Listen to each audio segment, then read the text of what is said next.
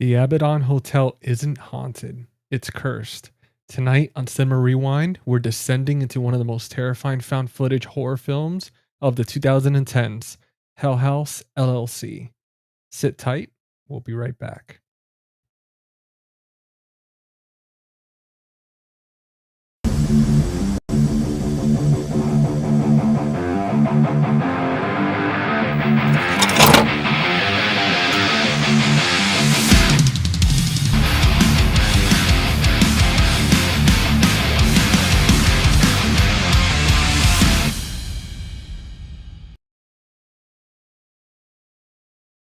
All right, guys, welcome back to Cinema Rewind, the series where we rewind the films that terrified us, thrilled us, and shaped the way we experience cinema. Sorry, guys, tonight I can't speak.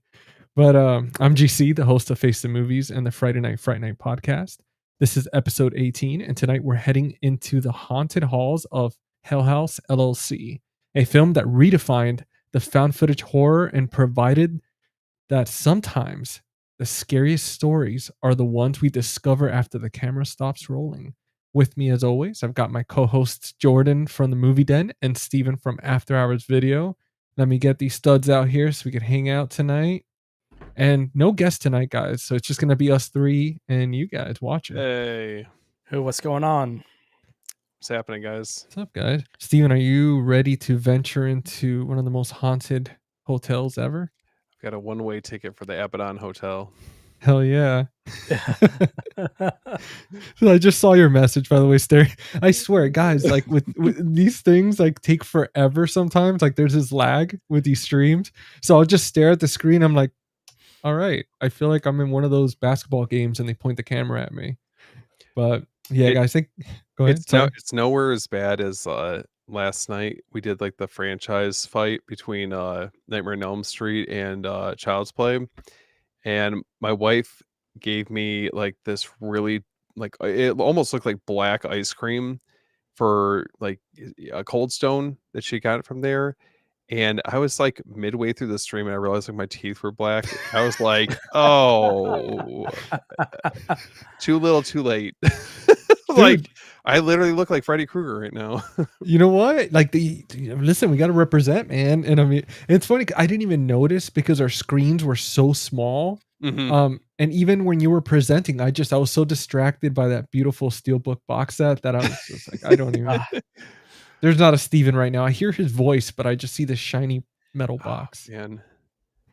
But dude, welcome, guys, as usual. And I just want to say straight up, I know PP Dangler, I see you in the comments here. I know you haven't seen Hell House yet.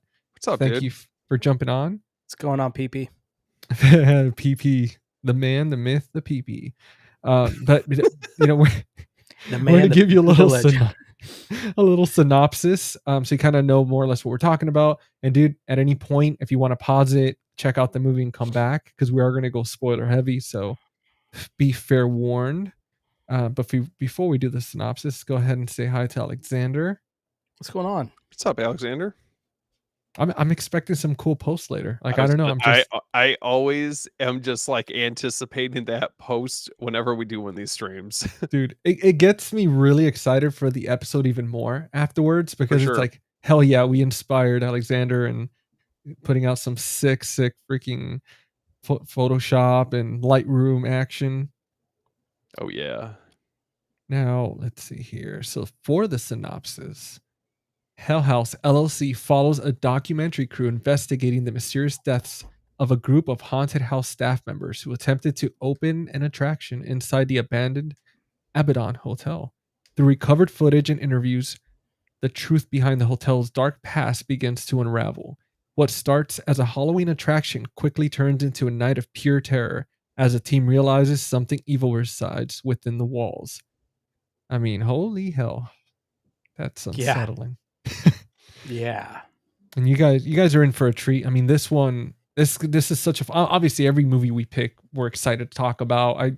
I can't think from top of my head a movie that we've talked about that either of us have disliked or been like whatever about.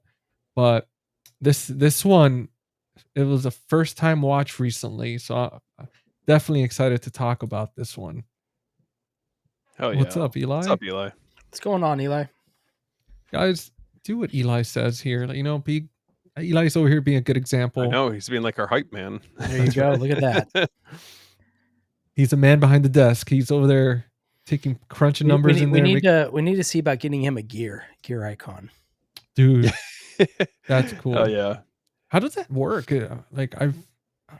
Is that somebody like they're like a moderator or something? Yeah, kind of. That's sick, man. That's cool. You know what, Eli? We're gonna have to figure that out, man. That'll be so sick. Oh, and then Alexander says, Hell House is one that stays with you long after you've seen it. Absolutely. Mm-hmm. Yep. Like So Lake Mungo. Lake Mungo. So good. At the end of the stairs still lingers. Oh yeah, that creep. We're gonna talk about that creepy ass clown. Makes you almost makes you queasy. Yeah. It's like, imagine when you do that sound, somebody's actually gets queasy. They're like, oh fuck. I think this movie would be the reason why I wouldn't go to any like haunted attractions past this point. Like, yeah, it kind of left a lasting impression on me where I'm like, no, I'm okay. This one will scar you for sure. Yeah. Yeah. No, absolutely, man. I remember going into this film, I was thinking to myself, I was like, what am I getting myself into? And I mean, the whole reason I heard about this film was because of you, Jordan. I mean, dude, your unboxing, your video, which was either months ago now, or I don't remember if it was a year ago, but It's definitely been a bit. Dude, it's been a while, man. And dude, I remember watching it and thinking that box set is absolutely gorgeous. And the way you talked about the film got me genuinely excited for it. And I ordered it. I remember I got it for like $40. $40. This got like a Boston accent tonight. 40 $40. Damn it, guys. Oh, I need to pick this up. $40 in the Boston Yard. Look at that with a book. Oh yeah. Little dude. And I was just so damn excited for it. And just watching it. It's freaking amazing. Those creepy things. Oh, we got Eli said, got you guys. I'm out for a bunch. Dude. Oh, no way. Oh, perfect. And then Cal Lee. What's up, I Cal? finally watched House a couple days ago, so I'm excited. Dude, oh, hell yeah. I feel like it's Ellie. I want to say it right. I just don't want to mess that one up. Kal-El. It reminds me of like Kal-El from like Superman. Yeah. But I know, Steven, you and I, this was our first little venture with this film recently. I know, Jordan, obviously you've seen it before, so that's why you recommended it. Yeah. But guys, Jordan, we'll start us off, man. Like on your journey to discovering this film, dude, like how'd you find out about it? What was your first thoughts after watching this film, or even just like the first half an hour? Like, what were you thinking? Yeah. So when I first heard of this film, ironically was when Umbrella announced that they were I was kind of late to the game with these movies when Umbrella announced they're going to be doing this. And I had heard just through Instagram and the forums and stuff that it was a Shudder title and it's not available on Shudder. So I heard everyone talking about how great it was, and I wasn't ready to pull the trigger on it, so I decided to check it out on Shudder first. And dude, I remember, so I already love found footage movies, so I knew that was already checked it for me. I'm scared of clowns. I always have been. Another check for me. But my wife, we sat to watch it together, and she was probably reading a book on her Kindle or something. We were watching it, and man, I remember right off the bat, I thought, man, this is like a Netflix documentary or something. Like the way it starts off with the music, it's got that kind of creepy, like I'm watching, what is that? Making a Murderer or something like that. You know, remember that old Netflix documentary? Oh yeah. That's what it reminded me of first watching the opening of it. And I'm telling you, man, the scene, and we'll get into it, but the scene that I specifically remember that I actually paused it, I was like, hold on, I'm gonna have to give me a second, was when the guy who basically is I forget the names, but the guy who's basically tasked on documenting everything. He's kind of the jokester, the comedic type of guy in the film. When he's laying on his cot by himself with the camera at night, and Dude. he's just talking, and he looks, and there's a girl or a woman just sitting against the wall, just sitting there, and he freaks out, pans it back to himself, and he looks over, and she's crawling closer.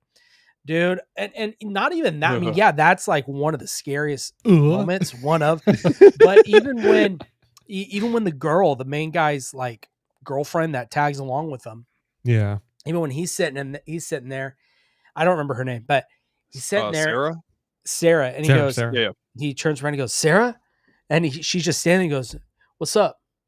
And he goes, "Okay, that's weird," but even that little bit, just man.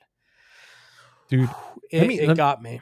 So I'm sure, I mean, dude, I know you're big on featurettes, booklets and everything, but just in case, even if you didn't get a chance to get on that, dude, and for anybody else that's seen the film, so a lot of those scares, majority of them weren't planned. So those were genuine like scares. Like the actors had no idea whatsoever. And I think, I'm gonna bring up your favorite movie, Jordan, As Above, So Below.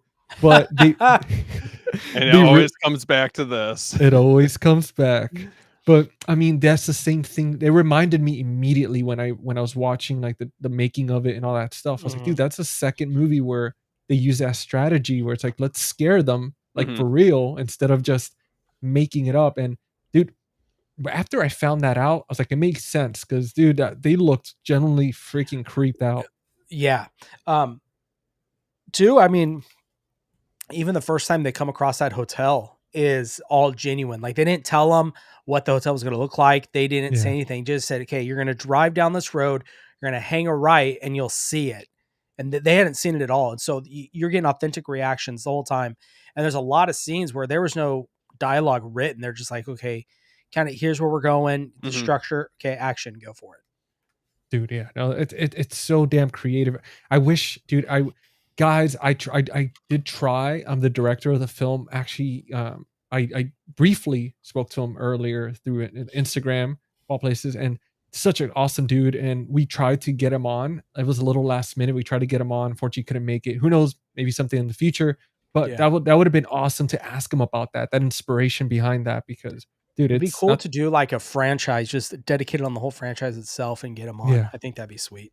Dude, that would be incredible, man. Oh, yeah, absolutely. No, after watching this movie, Alexander, I thought to myself, you know what? Maybe this Halloween, I might sit this one out. Haunt's another great one, too. I still need to check that out. Yeah, I haven't seen that one. First time hearing about it. Now, when you guys watched this, did you watch the theatrical or the director's cut? I watched the director's cut. I didn't know there was a director's cut, so I watched. Yeah, man. So on this, if you go into the special features of the first disc, there's the director's cut. You can watch it on the special features on this. So it's on here. How much of a difference was it? They had a few different scares. Okay. There's I want to say there's a scene near the end. They extend a little bit when they reveal down in the basement. When those hooded figures show up, I think that's a little longer. There's a couple more things in there. Yeah. Dude, when I went through the settings and I saw that, I was like, you gotta be shitting me. I was like, of course. I literally just finished the movie and now I find a director's cut. But yeah, dude, it's so good. Dude, Cal Ellie. We're right about the Superman phrase. Okay, so play on Cal. Oh, yeah. We got the other Steven. What's up, man? Steven? What's up, man? Guys, and I got a special guest on here in the chat. So I've known this dude since we're like 15 years old. Best friend since high school. And he's in here. And his name's Adrian. So what's up, Adrian? Thanks for watching. What's up, Adrian? What's going on, Adrian? He was doing a Cartman from South Park. Yeah. He's like, respect my authority. Dude, that is awesome, man. Let's say Alexander's saying you can always do House LLC 2.0 with the direct. That would be sick. Talk about director's cut. Dude, it's definitely a movie that I feel like within the last decade, I mean, this is definitely up there as far as found footage movies go. And I mean, my first watch on this, it was really unsettling. I'm not gonna lie. Like I afterwards turned it off and it kind of sits with you. How did you watch it like full blown dark room? Did you watch it alone or with your wife? I watched it by myself, and I was up late. I was watching it, and it was, I've obviously seen found footage movies before, but this is definitely in the right setting. Yeah. I'm kind of surprised no other movie has done this before, because it's such like a um like the perfect aesthetic for something to already be creepy. We know haunted attractions are supposed to be scary, but when you throw in, haunted attraction that basically is like cursed, and there's like malevolent spirits and damn near demonic clowns, like it's fucking scary. Like, Oh, dude, they like open a portal to hell. I mean, they yeah, they are Yeah. demonic. Dude, yeah, I loved how grounded it is too, for the most part. Like, oh, it was like strictly like, yeah, it's haunted and there's like this whole ritual stuff and everything going on, but it's not something where it's like, that would never happen. Like it felt Mhm. very like, oh shit, like if you go to the right town and you find the right abandoned place, you never Mhm. know what's in that basement. Well, I think it edges perfectly on the edge of, there's a lot of that we could see happening, but it Yeah. edges a little bit on that supernatural, which Yeah. arguably some people would say is real too. Mhm. That it seemed like something like this could definitely happen. Oh, yeah. Similar, yeah. you know. Dude, it's such a damn creepy movie. Like I watched, so the first one I was watching it during the day, so it was fine. Mm-mm. But then I was watching. I've only seen the first one and the second one. Mm. And dude, I was watching the sequel yesterday, and it was already like dark and stuff. And I realized halfway through the movie, my room was pitch black, and I'm just sitting there, and the creepy scene with the clown starts happening, and I remember I started looking around, like, dude, this feels very unsettling. Like this feels very wrong right now watching this. Yeah. But that's how I knew. I was like, damn, this is, for a movie to give me the creeps like that.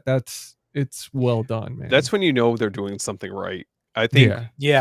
for all of us, for the amount of horror movies that we've watched and just movies in general, I feel like that there's very, very few that get under your skin, and this was definitely one of them. I know, I think we had mentioned earlier with like Lake Mungo. Lake Mungo is another one that I think is Yeah. like so damn effective. I know that's Yeah. been a little bit since that came out, but yeah, definitely one of the staples in found footage.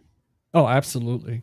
And Cal Ellie. I just got, damn it, I gotta keep practicing Cal Cal Ellie. Yeah, as far as for that set, I don't think it's impossible. I'm assuming they still have it on there. Oh well, No, there you go. I just put it there. It is still available on their website. You can get right now. Oh, sweet. And if you look on there, the next time Umbrella has a sale, you might get lucky, because again, I paid $40 for mine, and I think I paid 45 for the Terrifier box set at the time for the 4Ks.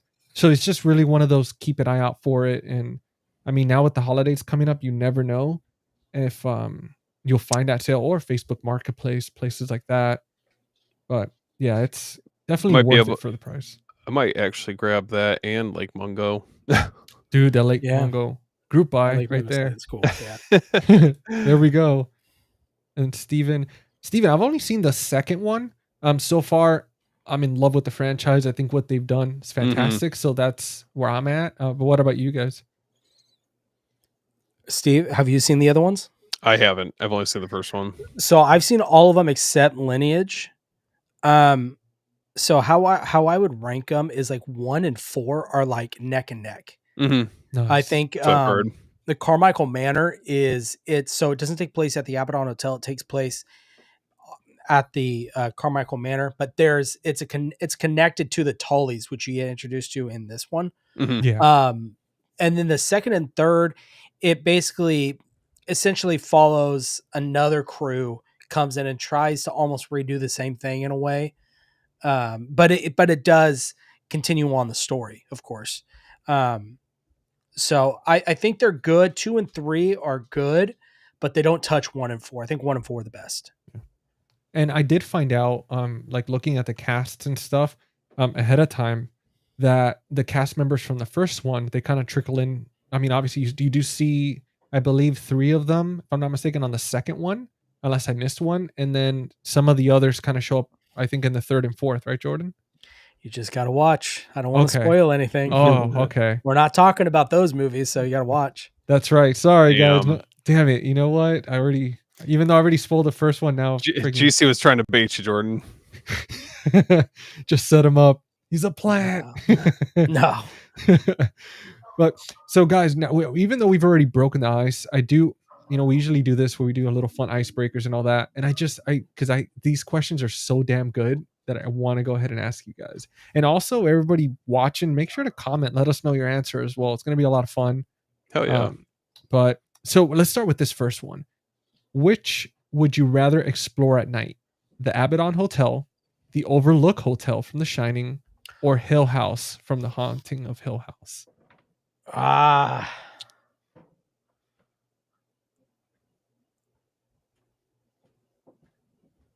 Which one would we rather be? Which one would rather? Oh my god, I can't even talk. Would you rather explore? Oh, okay. I would do the Overlook Hotel, and the only reason I say that is I think it is scary because I think it's just huge, and you being alone in this massive like structure is scary. But I think a lot of the scary, what makes that film so put you on the edge is Kubrick's filming. The way he does his shots, his angles he chooses, everything is what adds to the scare factor of that movie. So personally, I would explore the Overlook Hotel. Dude, that's a bold choice, man. Because that's a creepy. I mean, they're all freaking screwed, Hill House, that place. Yeah. No, there'd be no way I go to the Abaddon Hotel though. Yeah, no, dude, absolutely. What about you, Steven? I feel like there'd be a realistic shot that you'd be able to get out of the Overlook Hotel. I mean, Abaddon, I feel like you're fucked. like you're there, right? And it's just like your fate's basically sealed. The Overlook, I think, like, I don't know, if you get someone up there who can give you a ride, I think you should be okay. But then again, who's the one dude that comes up there in the snowstorm? He gets an axe in the back, doesn't he? Oh, what's his name? He's the Halloran, the cook, the cook. The cook, yeah. Yeah, but what the hell is his name? Oh my god. I think it's Hal. I don't. It's crazy. It's crazy that we've seen The Shining so many times, and we're like, yeah, Dick Halloran. Dick Halloran. Yes. Okay. Damn, dude. I don't know. I think I would have to go with the Overlook Hotel just because I like the cold, and I feel like, you know what? I'll just sit in the car the rest of the time and just call it a day and just wait till the day. Oh yeah? Just like that? I'm pretty much, man. I'm like, at least there's a chance of survival, but like the Haunting of Hill House and then for sure Abaddon, there's no way, especially having the clown waiting for you and shit, trying to leave or something. Like, I think the Overlook Hotel, the only thing you got to worry about is like a mental breakdown. Yeah. If anything, right? You got to have mental fortitude. But what about the elements too? I mean, I feel like you're so far away from town. Like, how are you even getting back? Even if you get out of the Overlook, I mean, I don't know. There's definitely a case to be made for each film.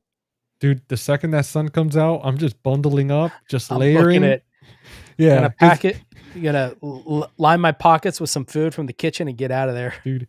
I mean, listen, like without even being at the Overlook, we already deal with a daily basis of almost having a breakdown, like naturally. So the Overlook is no. Watch out, guys! GC's on the edge. I'm freaking out. All work and no play make me do something. But man, I don't know. I feel like out of all of us, GC would fall victim to the maze. Oh, dude, I'd be so screwed. Dude, I hate mazes. Those I can't. They stress me out. I'd probably end up like freaking Jack Torrance and just kind of go crazy, dude. I swear, because especially work wise, sometimes my dog will be making like the same sound or messing around with his toy, and I'm just staring at my screen with that like deadpan look, and I'm like, oh man, I'm losing it. I'm slowly losing it. And he's just like, I sent Steven a voice message earlier, and I'm pretty sure you heard the squeaking. Oh yeah, of his toy, Steven. And sometimes he's like a little machine gun. He's like squeak, squeak, squeak for like 20 minutes. He knows what he's doing. He's like slowly breaking you down. He's just tormenting me. It's like, come on, man. But Jeff, what's up, buddy? We saw you on here. What's up, Jeff? What's going on, Jeff? It was a lot of fun last night. Oh yeah. For anybody who doesn't know, we did this franchise battle yesterday, and it was Team Chucky versus Team Nightmare on Elm Street, and it was a lot of fun. Yeah, a blast. Steven and I were on Nightmare, and then Jeff was on the Chucky team. So much fun yesterday. A lot of fun trash talking and just hanging out with the guys. And Eli says the Hell House Blu-ray set is still available. Thank you. I mean, that's still not bad, to be honest, though. You get, 4 movies, a book, and all that for $90. That's still pretty awesome. Okay, so if you guys didn't already have it, obviously there's another film that's out now. So are we better off just waiting? Or would you still pull the trigger on it?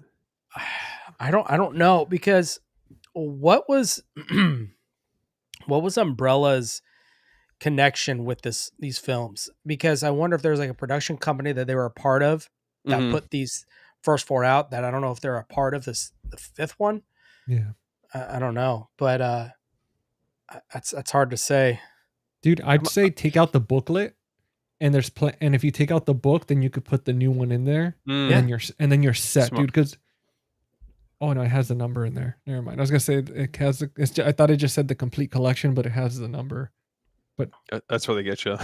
Yeah. Yep. But still, dude, do it. I mean, put the book with your other books and stuff, and call it a day. $40 or $45. That's plus shipping, I guess, too. I did see that for the first one, Frightgasm has a VHS, like a custom VHS that you can get for Hell House. I am so tempted to grab that. Dude, yeah, that'd be has worth anybody it. heard of any physical release of the new Hell House? No, dude, not yet. I'm assuming Umbrella would probably get it. That's why I was asking, because I'm wondering if, kind of like a Terrifier situation. Yeah. Oh man, I hope so. I would get that for sure. Cal Ellie, yep, at the Overlook is definitely the choice. And then Jeff is like, hell yeah, man, the party's definitely here tonight. 2 nights back to back. What's up, Robert? What's going on, Robert? Robert Knight 90. We got up, Joel. Man? Joel in the chat. Oh, look there's this. Joel. What's up, dude? What's up, brother? Man? Thank you for joining us tonight.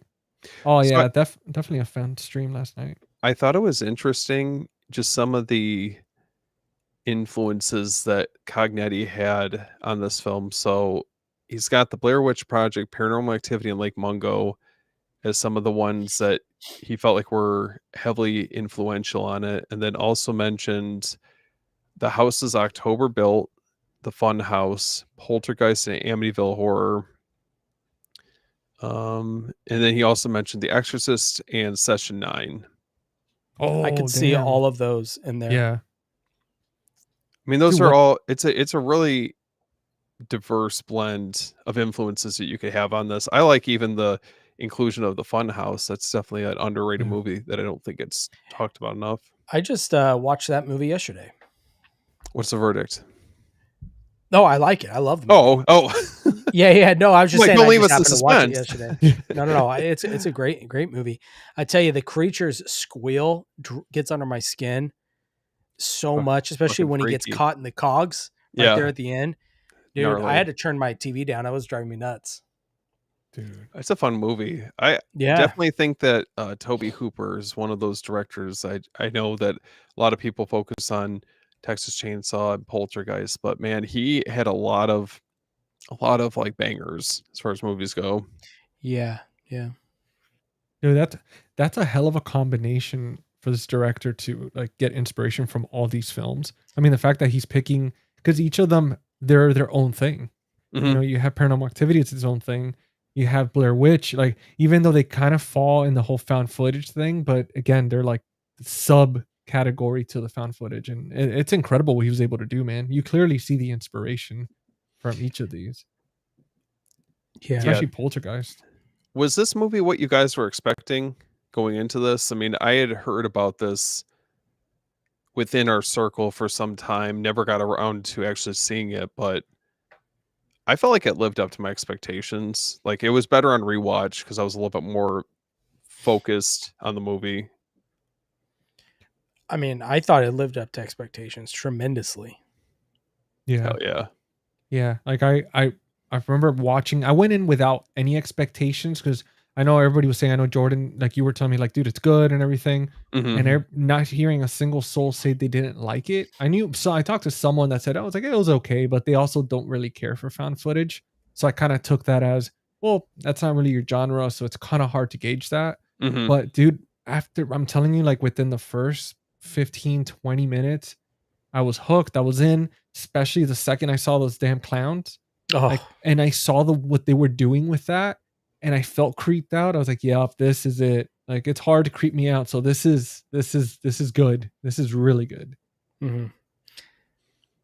I'm excited to see how, both. Well, GC, you've seen the second one, but I'm Yeah, excited to see how the mythology is kind of explored with the following films. And I don't know, it's always exciting when you're getting an opportunity to like dive into a franchise that you've never really yeah, had a chance to get into like that. Yeah, it's pretty dense, the amount of backstory you get of the Tullys. It's pretty cool Hell yeah. for sure. especially with that second one, dude. Like, not to spoil anything with that, but you definitely learn a lot more and get more footage from the first, which is awesome Okay. because I was not expecting that. It was fantastic. I was like, this is cool because there's certain questions in the first one that are there's particularly one in this one that's left unanswered, and it really, like, when I got to the end, I was like, well, you didn't freaking tell us, like, what the hell was going on with him, Hmm. and it's just, it gets explored and everything in the second one. So it's, dude, it's worth it, man. I know Jordan was saying that it's definitely the first and fourth, but I wasn't upset with the second one. Like, it was great. Yeah, I mean, they're not bad whatsoever. No, they're really Yeah. great. Now, how do you guys feel about how House LLC standing out compared to, like, among other found footage horror movies, like the top ones that we have out there? I mean, for me, oh, sorry, Steve, go ahead. No, you're good. It's up there for me. I really do. I love these movies, especially like they said, the first and the fourth one. I mean, it's up there with the Paranormal Activities. Dare I say the Blair Witch? I mean, it is up there, and I think it's so well done. Yeah. And I don't know the budget that he had for this, but it seemed, I would assume it wasn't a massive budget. And so what he did with that, I think, is incredible. And the fact that he used an actual abandoned, like, that's an actual place. Like, it's Yeah. not some set or anything. He found an actual place, which is, if I'm not mistaken, it is actually still called the Abaddon Hotel. Like, it's not something Well, else, right? it's actually I can't remember if it's in New York or it's in like the actual hotel, I think it's but in, Yeah. it's is it Pennsylvania? maybe it's Pennsylvania, but it's an Yeah, it actual is. haunted Yeah. attraction that they do every year that you can go to. Yeah. Would you guys Uh, go? Oh, I would. Yeah, you would yeah, check it out. yeah. Come on, Well, Jordan, we'll all go together. dude, Yeah, that'd be all fun. right, we'll go. Yeah. There we go. We'll be the boys. We'll be there. We'll bring, like, our GoPros and all that. Make Yeah, our own man. little, dude. Well, talking about haunted attractions, because this is an interesting one I wanted to ask. If you were to run your own haunted attraction, what theme would it be? Ooh, that's tough. A haunted house attraction. I think I know what you guys would pick, but I'm curious what you're gonna say, because I feel like I know you guys well enough to be like, right off the bat, say it and know what you're gonna get. Well, tell us, what do you think we'll say? Yeah, I like that better. I think Steven would pick like a body horror themed haunted Okay. attraction, and then Jordan, I feel like you would go for like kind of like a giallo, or vice versa. But I feel like you guys would go for one of the other of those, like a giallo type haunted attraction. I could see that. I don't know. I'm actually gonna GC, I like the body horror. Yeah, we Yeah, walk in and just body horror left and right. just effects left and right. If it's done right, I think it could look really cool. Yeah. I just don't know what the setting would look like. Yeah, or maybe even like a fun house type thing, I think is really well. It could be done really well. Hmm. And that's the thing, and I, I could do a giallo, but also a clown, something like a fun house of clowns, because the thing with clowns is they're so unpredictable. You don't Yeah. know what their next move is. They just seem like someone that just left an asylum and showed up. And it's kind of, you're on edge the whole time of not knowing what they're going to do. And I think that is scary to me. I could see something like if you were to do body horror, have it take place in like a hospital, Yeah. have it be in that setting, everyone, once you get in there and within the confines of like, each patient's room or, the surgery area or something like that. If you go like, you know, dial it up to 10 with the body horror, I feel like that would be really cool. Dude, you'd really creep people out. You could do something too where, like, you know how they had the Jurassic Park ride in Universal where you get splashed and stuff when the T-Rex comes out, where you could have kind of something like that. You warn people ahead of time, hey, don't wear fancy stuff. Like if you're gonna come in here, and you could kind of lightly like mist and splash people with what it could be like some type of gunk or blood or something. Well, I know at the Halloween Horror Nights, they did a Terrifier maze attraction, and Oh, that'd be in fun. there they will spray you with water throughout, and it's supposed to be blood, right? And they pump the smell of iron out. Whoa. So not only are you feeling the water blood, it smells like blood because it's the pumping the smell of iron out. And that sounds terrible. oh, that's right up your guys' alley. Michael Myers, Jason Voorhees. mhm. Oh, I like Alexander's options: suburban terror, campy slasher, And or a nightmare fever dream. Yeah. that's cool. Did you guys ever see The Void? Not to get off topic. Oh yeah. Yeah, love that's that what movie. that's what I was thinking. Like, if you're talking body horror in a hospital, man, like Oh, just dude. go all out, like some weird cult type stuff. That's my answer. That There we go. movie, I know we're talking about Hell House, but that movie just checks so many boxes. Oh You've yeah. got the cult aspect. You've got the body horror. It almost has a H.P. Lovecraft type feel to it. Oh, big time. I mean, it's so good. That Yeah. feels very like John Carpenter-esque. Yeah, we need a Second Sight. We Oh my need God. them to release that. That feels like a Second Sight release. That give us that and The Fly, please. Oh yeah. Oh, The Fly. Actually, Adrian was asking too, because we're quickly talking about body horror, but what would you guys rate between the original Thing and then I guess a prequel, the new one? So I've never seen the prequel. Really? Okay. Yeah. It's not terrible. Like, there's definitely a lot of other remakes. I mean, I guess prequels. It's not a remake, but there's a lot of other spiritual sequels, prequels that are way worse. Yeah. It's not good, but it's not great. Cruel Jaws. Come on now. That's an original property. Come on now. Too much CGI. That's true. Sometimes, and that's the thing with this film, with Hell House, that everything is so practical. It just, I mean, obviously there's certain aspects where there'll be like a little CGI, but for the most part, everything's practical. It just feels like tangible and cold and creepy as hell. And it felt like watching the movie, I could smell the asbestos. Like it just, Oh yeah. dude, felt so dirty. Like watching the guy that had the camera when he was sleeping on the floor in that mattress. That whole attraction, just, I can only imagine what that smells like, how dirty it is. I mean, the whole scene down the when they walk down the basement, those staircases. Yeah, with the blood. Musty. Oh, yeah. It's got like just a grimy, thick atmosphere when you're in there. Yeah. It was, I think what I loved about the movie is that it was very purposeful in the scenes where it doesn't show you too much, right? Yeah. Builds a lot of anticipation. You know that they're working with, I believe it was 100 to 150K for the budget. So you don't have a ton to work with, but the scenes that they did show the movement from the clowns, or certain types of like motion, or you definitely have to like pay attention during these key sequences. Very effective. The clown with like the head tilt looks away for a second, it's like looking, and yeah, they get that on camera, and it's like it pans in on it. I'm like, that clown's so fucking creepy. This isn't Pennywise. This is even fucking Art the Clown. I think this one is way creepier. Oh, for sure. Oh, I was yeah. looking it up, Steve. This movie It was a budget of $25,000. 25. Wow, Why was I Yeah, think it was more than that?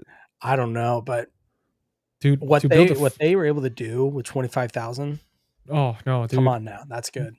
he built a franchise essentially like Mhm. with one like, dude. I mean, and the fact too that this movie it's very like it has that realism and that dread without overusing like jump scares. Like Mhm. it just builds that tension. I mean, with Mhm. the clown just like there was this one scene where it looked like and again, like Steven, you were saying, if you have to pay attention with this because you will miss it. But when you're really immersed in this film and the camera's turning to certain hallways, there's certain moments where there's just a figure standing there Yeah. and then the person turns back the camera slowly and he's like, what the hell? And either they're there or they're gone. But the way they did that, it was just Mhm. so not cheesy. It was just very unsettling. We all get that feeling, sometimes, in the middle of the night, you wake up, you're half asleep, and you turn over, you're like, did I just see something from a corner of my eye? Dude, it's oh Well, man. or the use of the scene, and it's a simple, I mean, you think of it, it's not a lot that happened, but it's so scary is when they're in the dining room and it's completely a complete mess, and then they kind of walk away from the dining room for a second, they walk back in and it's like completely made, everything's all perfect, done up. What the can what is it candles? I think the candles were on. The Yeah. candles were on, yeah, Oof. yeah. With the book. Yeah, yeah. Oh, dude. You guys got me wanting to watch the second one before I go to bed. Dude, Oh, do it, you man. should. Do it. Do it. I might I'm gonna watch the third one tomorrow because I'm so damn excited for that. Like, I just want to finish. Like, I don't want to get to the end, but at the same time, I do because I want to know what happens. But it's just one of those bittersweet situations. Oh, I can't wait to hear what you guys think of the fourth one. Oh, dude. And no, it Oh, definitely is so really good. impressive. 25. I mean, you know what's crazy, guys, is that $25,000. It's a brand new car. Like they Yeah, made this film at the budget of a brand new car, even though brand new cars actually go even a little higher than this these days. Mhm. But dude, that's like a Honda, a Civic yeah, like a or something. brand You new know what I one or mean? something. Yeah. I mean, dude, hats off, man, to them because the way they did that was fantastic, very creative, and it shows when somebody loves what they're doing and they love the genre when they're Yep. able to take the inspiration from other films without copying it exactly. It's great, like taking your own twist on it. I mean, dude, that clown, like you guys said earlier, dude, that's to me, that's the scariest clown I've ever seen. Like in Oh any yeah, movie, like easily. that was just the eyes, the way they were, like just the blood coming down from the eye. Like, dude, that shit was like unsettling. And the fact that it was a big ass clown too. He looked like he was like 6'2", 6'3" or something. He was yoked. Yeah, yeah. I was like, this dude's gonna freaking sacrifice us. He's gonna come out of my screen or something. So what do you guys consider like some of the What's scarier up, moments? William? Obviously, What's up, what's up, William? William? Obviously, it's getting into spoiler territory, but I mean, what was maybe like the top scene for you that really kind of encapsulates the experience of Hell House LLC?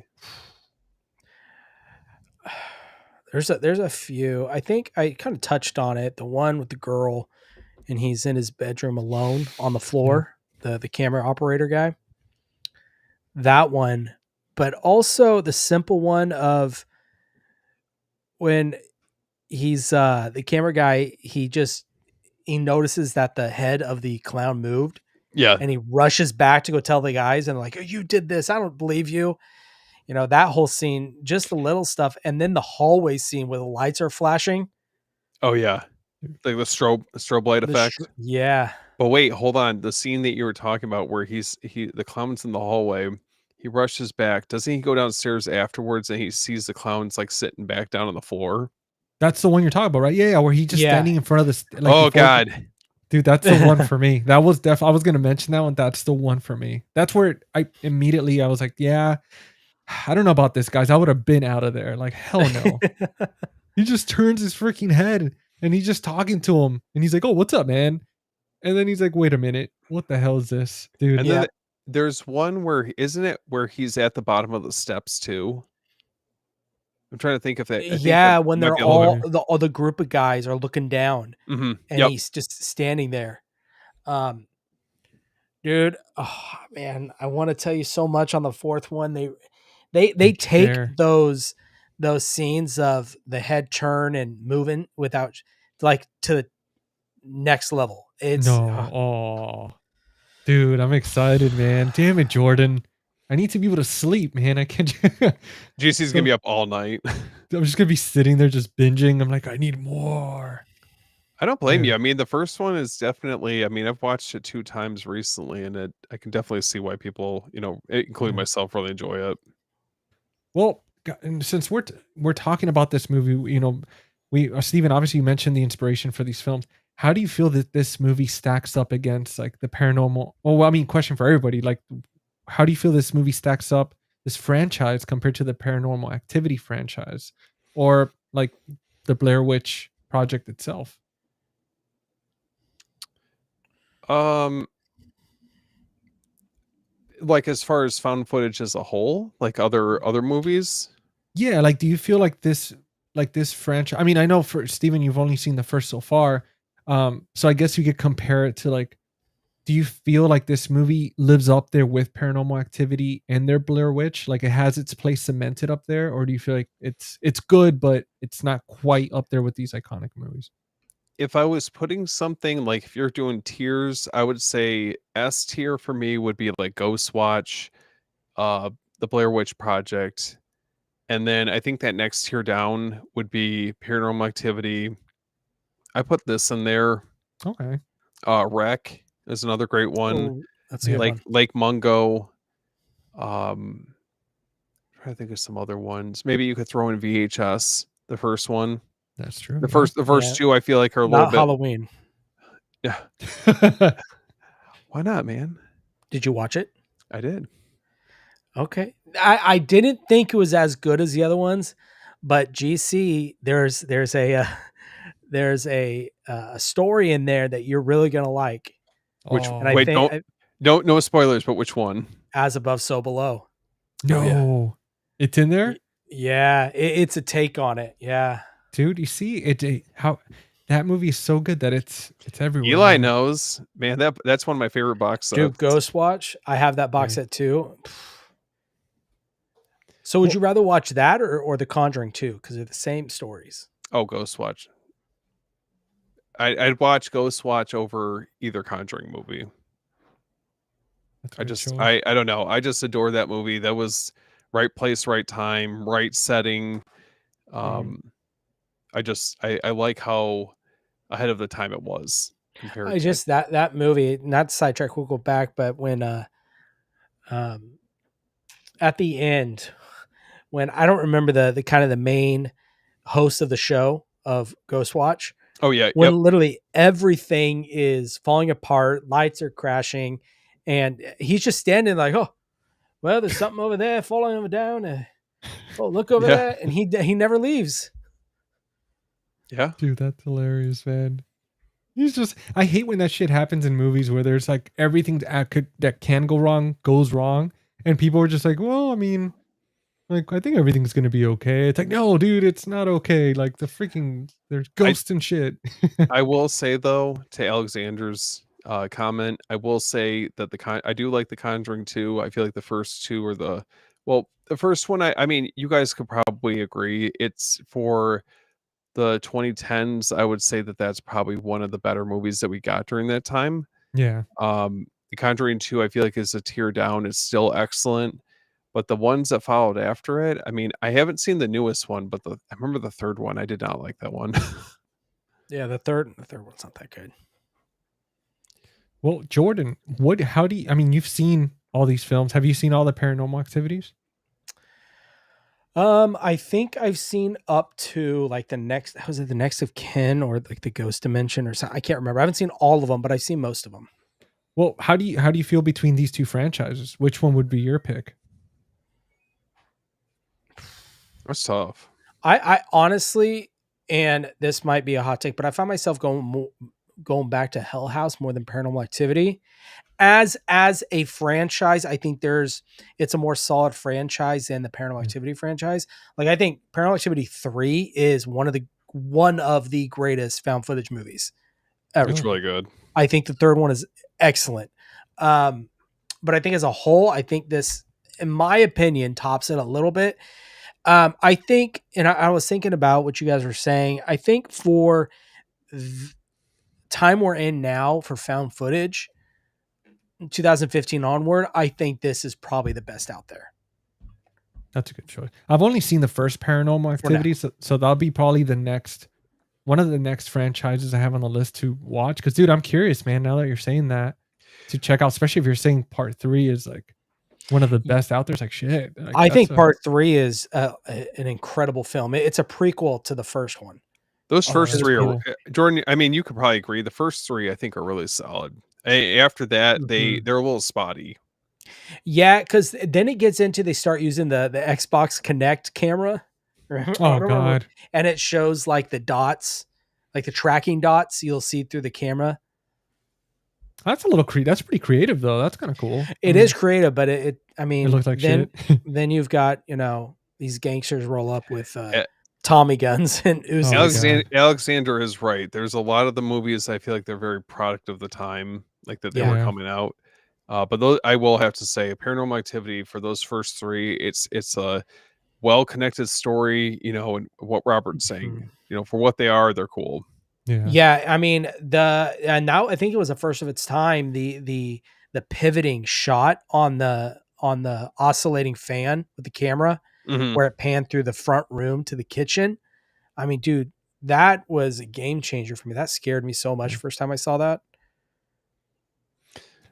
No, dude, like what they've done, like it's crazy to think that we went from the Blair Witch Project, where it's just people like super close to the camera, like it looks absolutely shitty, like it's dark, you just see like things rattling out into nowhere, compared to what we've evolved to now, to the found footage.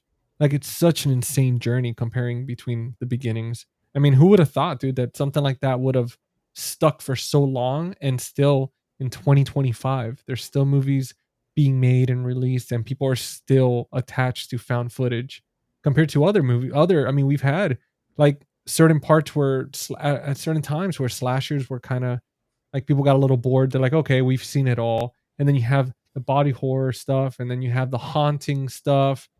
But dude, found footage is definitely something I feel like it's just, they can't kick off that pedestal. Like it just keeps coming back.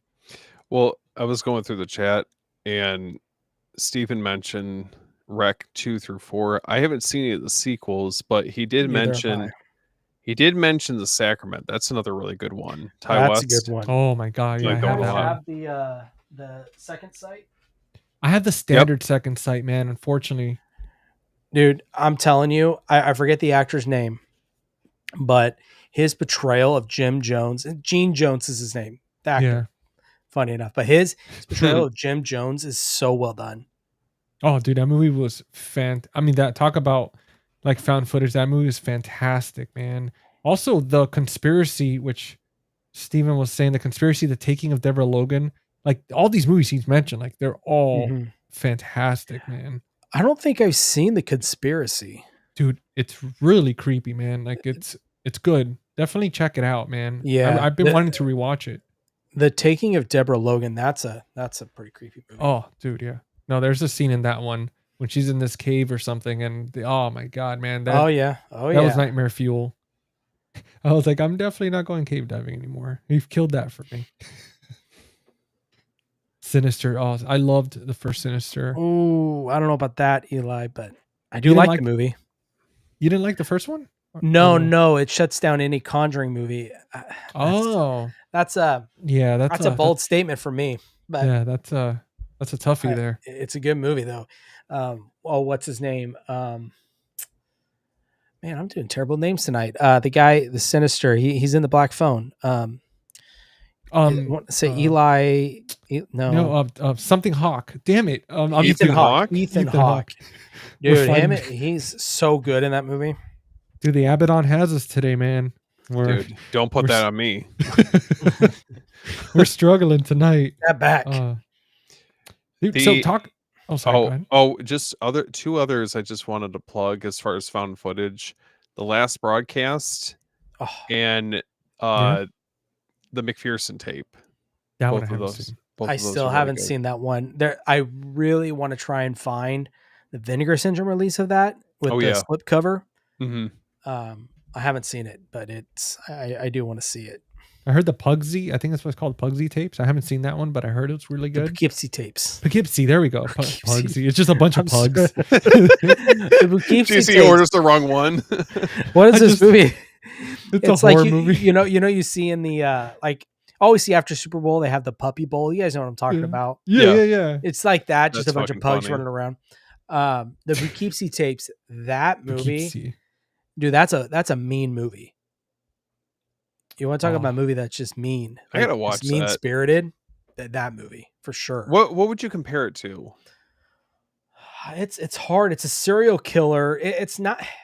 It is a found footage, but it's I mean, I guess it is a found footage technically. I don't know. It's hard to compare it to anything, because you guys know what the story is, right?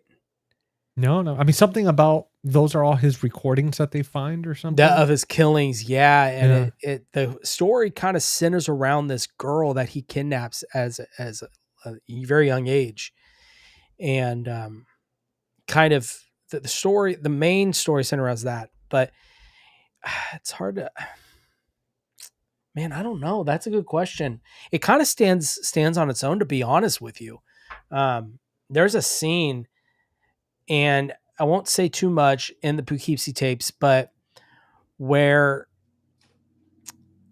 the main killer gets a visitor in the house, and the person he's being held captive is hiding in the living room where it's all taking place, and she has to stay completely still. It's crazy. You just have to see it. It's wild. I got it on Amazon, I think. Oh, dude. Long ago. I'm gonna check that one out, man, because that's I just saw Alexander's comment. That's we're the reason sucking why I on no longer It's wear so socks in good. my house. Now I have to see this. Oh, dude. all the table. Yeah, throughout the 1990s, the serial killer terrorized upstate New York after a decade-long crime spree conducted largely under the radar of law enforcement. The killer left behind the most disturbing collection of evidence homicides detectives had ever seen, hundreds of homemade videotapes that chronicled the stalking, abduction, murder, and disposal of his victims. Yo, Josh, what's up, man? What's up, Josh? What's up, man? Dude, he has been putting me onto so many damn movies lately. Dude, I know we're he gonna was have to- talking about Hell House, and there's like a bunch of other movies I've been checking out that he's recommended. Josh, we need to get you on here as a guest, man. That'd be so Yeah, awesome man. to hang out. That'd be cool. That Creep does count. I Yeah, think that's another good one. Yep, Creep that's is another good. one. Where would you guys rate that, like compared to some of the other ones that we talked about? Because I don't know if I would consider that like quite as high. It's fun, right? But Mhm. I agree with you. I think it is. It's a fun movie. It's an interesting concept, Yeah. and I think it's really cool that they continued on with the creep tapes. on a scale of 1 to Peach Fuzz, what are you thinking?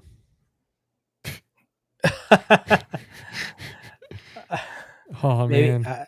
6.8. Okay, Dude. I gotta. that's a- And how many other? There's just one other movie. I think there's a second creep, if I remember correctly. yeah, there's a 2 and then the show, I think. I'll have to check that out. I still Yeah, gotta kinda- watch. So I gotta watch that, and then I also gotta go through and watch the rest of the Hell House You movies. need to watch this. Damn it! Well, Alexander. Well, after you watch all the Hell House movies, then we'll revisit. You know what? Maybe we could do an episode on the Poughkeepsie. It sounds so fancy.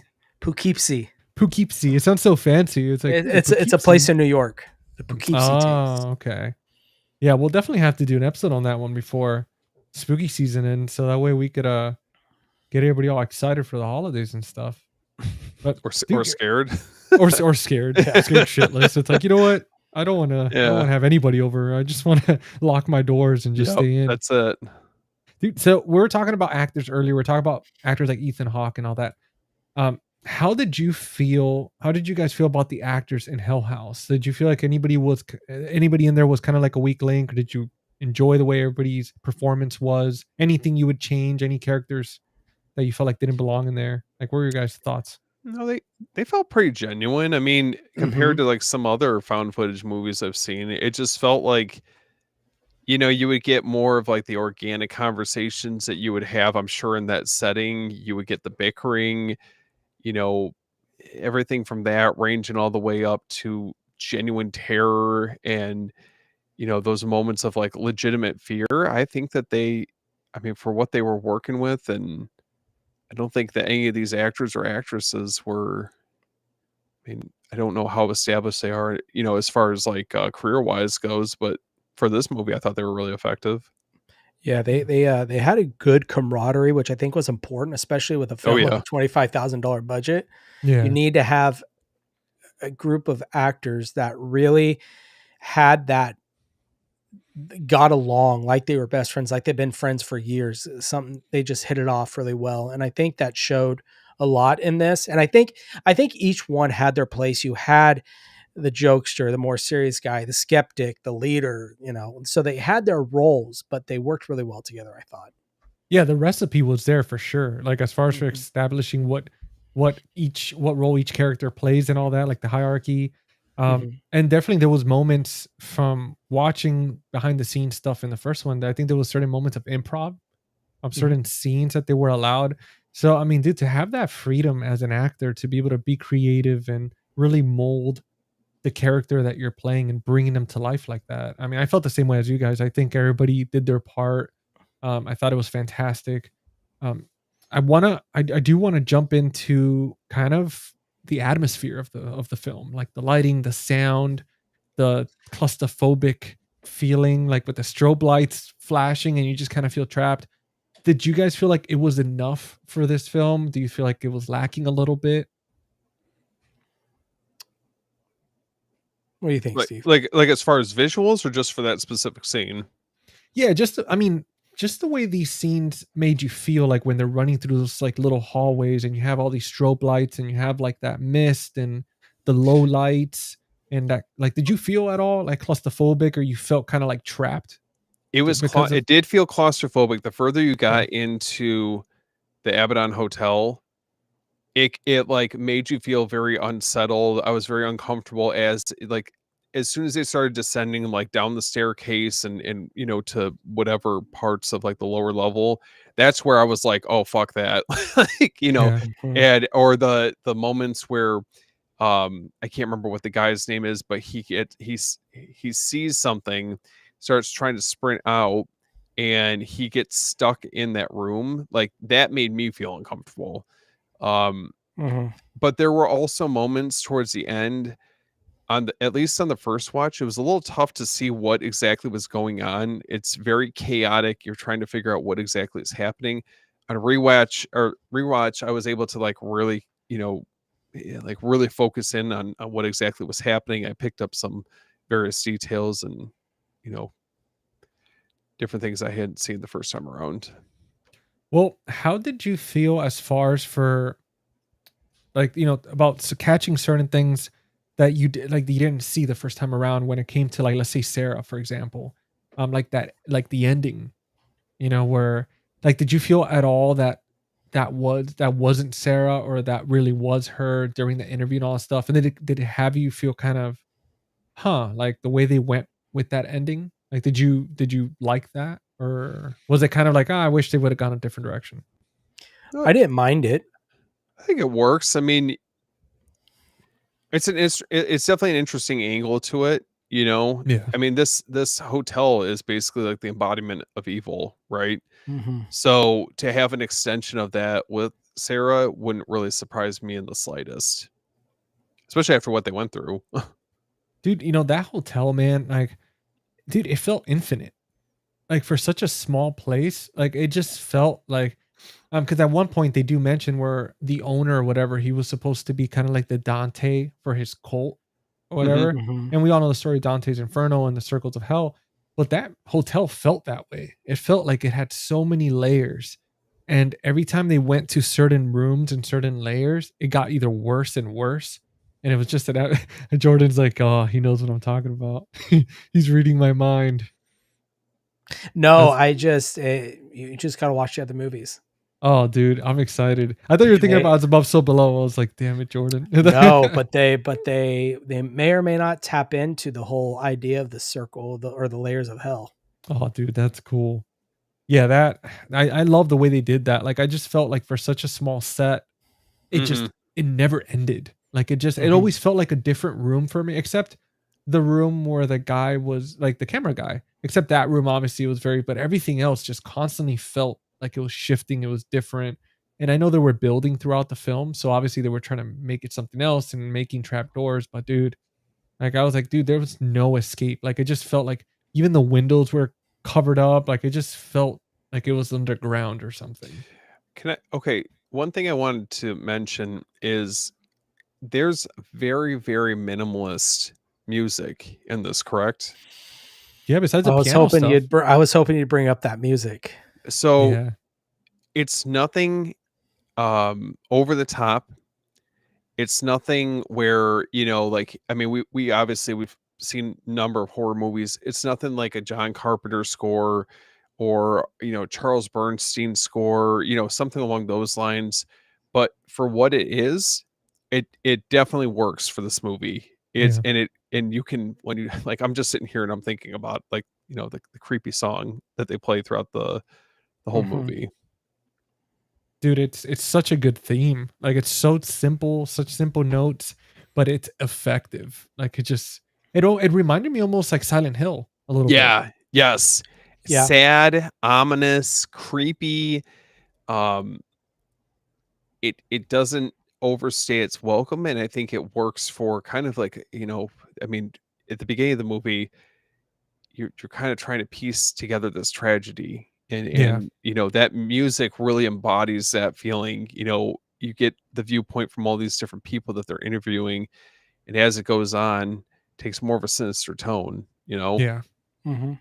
Did you guys feel at all that this was like a mix of like a Silent Hill, Resident Evil type game, almost like the way they're figuring stuff out little by little and the way they were going into certain rooms and stuff popping up and they're like, holy shit, there's something there, run and get away from it. Or did you not get any of those type of like horror video game vibes from it? I can see some Silent Hill, in that. Um, but to be honest, I didn't catch on that when I watched it. Okay.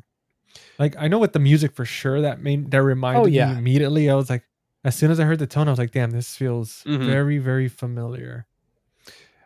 I would say maybe more in the music than anything. I mean, Yeah. there's definitely some themes that you notice throughout the course of the movie is like, there's obviously with I'm blanking on what the guy's name is, the one that was it Alex? Was Alex the one that was kind of leading the whole project? I believe it was. Let me see. I think it was Alex. Okay. Yeah, it was Alex. Alex. Okay. So you can definitely see that the ambition that he has, the Yeah. passion that he has for this basically becomes his undoing. Um, it's like having tunnel vision, right? I mean, he's so passionate about making sure that he sees this through that ultimately, I mean, he kind of fails to really recognize all these problems and these like paranormal occurrences that are happening in a lot of ways. Um, I mean, you're constantly questioning, like, whether or not something's real or not in this movie. I mean, us as a viewer, we're trying to distinguish like what's real and what's not, right? Um, and it legitimately feels with this movie like hell feels like it's like an actual presence, like Yeah. its own character Mhm. in a lot of ways. Every time they went to that basement, you could feel it like watching the film. Like the second like you see that staircase, like not even having to see the basement or going fully down, but just from the top of the staircase and you see like the little bit of blood like handprints and stuff. Dude, it felt like it was you were literally about to walk into hell. Yeah. Like watching Yeah. that. Like I was just man, I was like, I don't know how these people are going down there, man. Like I wouldn't like I was like, nope, nope. Sorry, buddy. Like you're my friend, but no way in hell. Literally, I'm not going down there. Yep. Did you because Steven now, man, dude, now that you brought that up about like Alex's over like ambition and like just no matter everything falling apart, he's still staying kind of laser focused on this goal. Dude, I am so excited for you to watch the second one. I was gonna say because Well, it's hard, man. I know. it dives into that exact thing. Yeah. of It's why he's so ambitious. oh, dude, like it pissed me off watching this movie because like seeing him do that and with everything, and I was like, why are you doing this? Like there has to be a logical reason. No way you're this like thick-headed or like an asshole that you're just letting shit happen to your friends, especially when you're seeing certain things. Mhm. But Well, dude, and they point that out though. They talk about how, everyone was basically loyal to a fault with yeah. him, with Sarah and the rest of the crew that was there to help him get this started. And um, even when you get to the opening night and you see, they're pointing out like the line outside of the attraction, that it's not going to end well for anyone that's, going to be actually stepping foot in there. Oh, dude, absolutely, man. Like, I mean, right off the bat, it already felt like, especially, what was crazy to me was like when they started having those technical malfunctions, where obviously, like certain technical malfunctions happen, and if there's thick enough concrete, certain signals can't go through, blah blah blah. But when there's very obvious things happening that's kind of keep them from communicating and shit, and they're still not like, oh, we should probably like pause this or shut this down, but they're like, no, let's just keep it going, let's bring people in, even though we can't Mhm. communicate with one of our guys on the ground. And um dude, that scene, that the scene in the basement, because I wanted to talk about the dude in the clown suit, right, the guy that they Mhm, hired to be the mhm. muscle, and how he Yeah. just straight up runs Oh, out when he sees that that. cracked me. He's like, nope, gone. Dude, that dude dark, and like the way he ran by people, where he was like almost like crouching, like Well, like he looked like a linebacker holding like yeah, running through like people. It was, yeah. dude, I was just like the way his reaction was, like she was like help, and he literally Yeah. looks back and goes nope, like he doesn't say it, but you feel it. He's like nope, and just darts it out of there. He Dude, was a that smart was one. dude. What would you guys have done in that situation? Would you have tried to help the girl, or would you would have done the same and just been like nope? That's hard to say. I don't know. I mean, I felt the worst for her because wasn't she chained up when Yeah, everything Yeah, what was can you going do? down? What can Like, yeah. you do? if we don't have the key, I don't know what to tell you. Like, I'm not trying to, There's no you hard know, feelings, but I gotta yeah, bounce. Yeah. yeah, I'm good. I'm not trying to get sucked into a portal to hell. Like Dude, either you go or we both go. So Yeah, I gotta go tell. I gotta survive so I can let the others know what happened yeah. here. yeah. Someone has to survive to, be able to tell the tale. Dude, I felt bad for that girl. She was the nicest person, and like she's like they're half naked and stuff, and it gets taken to the depths of hell. It's like you gotta be kidding me. The Like, part where they're in like it feels like they're like on the casting couch. yeah, But dude. then she's like, "Why are you filming me?" Yeah. He's like, shh, Yeah, let it happen. Mhm. It's like, oh yeah. God, why does this look familiar? I'm like, "You guys are making this really uncomfortable for her." Yeah. No, the way even in the beginning when they show up and they're all standing there and this guy's being like creepy as hell, Oh and he's yeah. just zooming into her and she sees it, but she's kind of like smiling. She kind of likes it, but she's like, oh, what the hell's happening? Dude, that That's was. funny. And then Alex the whole time he's like, stop it. He's like, stop messing around, man. And this Yeah. is Was that? Oh, serious. Paul was his name. Paul, yeah. Dude, he's a little creepy, little creeper. Yeah, dude. But he was funny as shit, man. Like honestly, like Yeah. the dude was funny. It sucked his demise. I mean, getting it's almost like a kind of like a karma, so to speak. Like right, like Yeah. he was obsessed with like meeting a chick and hooking up and this and that, and then his demise is some demon haunted chick that jumps on his bed with him and Yeah. takes over. But Was so now hold on. I'm trying to remember because there's the scene where is he like he's just laying in the bed, right? Like they come to check in on him and he's just like lifeless at that point. I think it was essentially it was just kind of no, the he was in the way I basement. think. Well, they found him in the basement, but then he Yeah, was up. It was the morning of the night that they were going to do the grand opening, and they went and Yeah. said, "Hey, Paul, are you going to get up?" And he just was not responding. yeah. It's like basically when the hotel has a hold on him. Yeah. So creepy.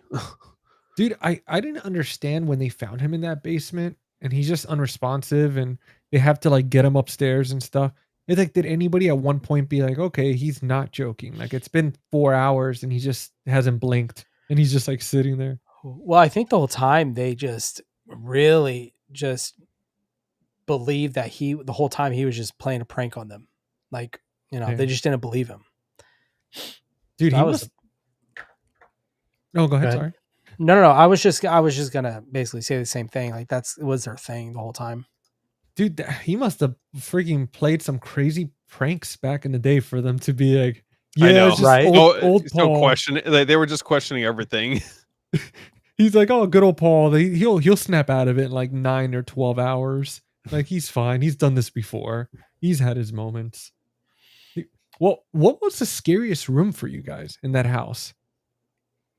The basement. Oh Really? yeah, man. Yeah, without a doubt.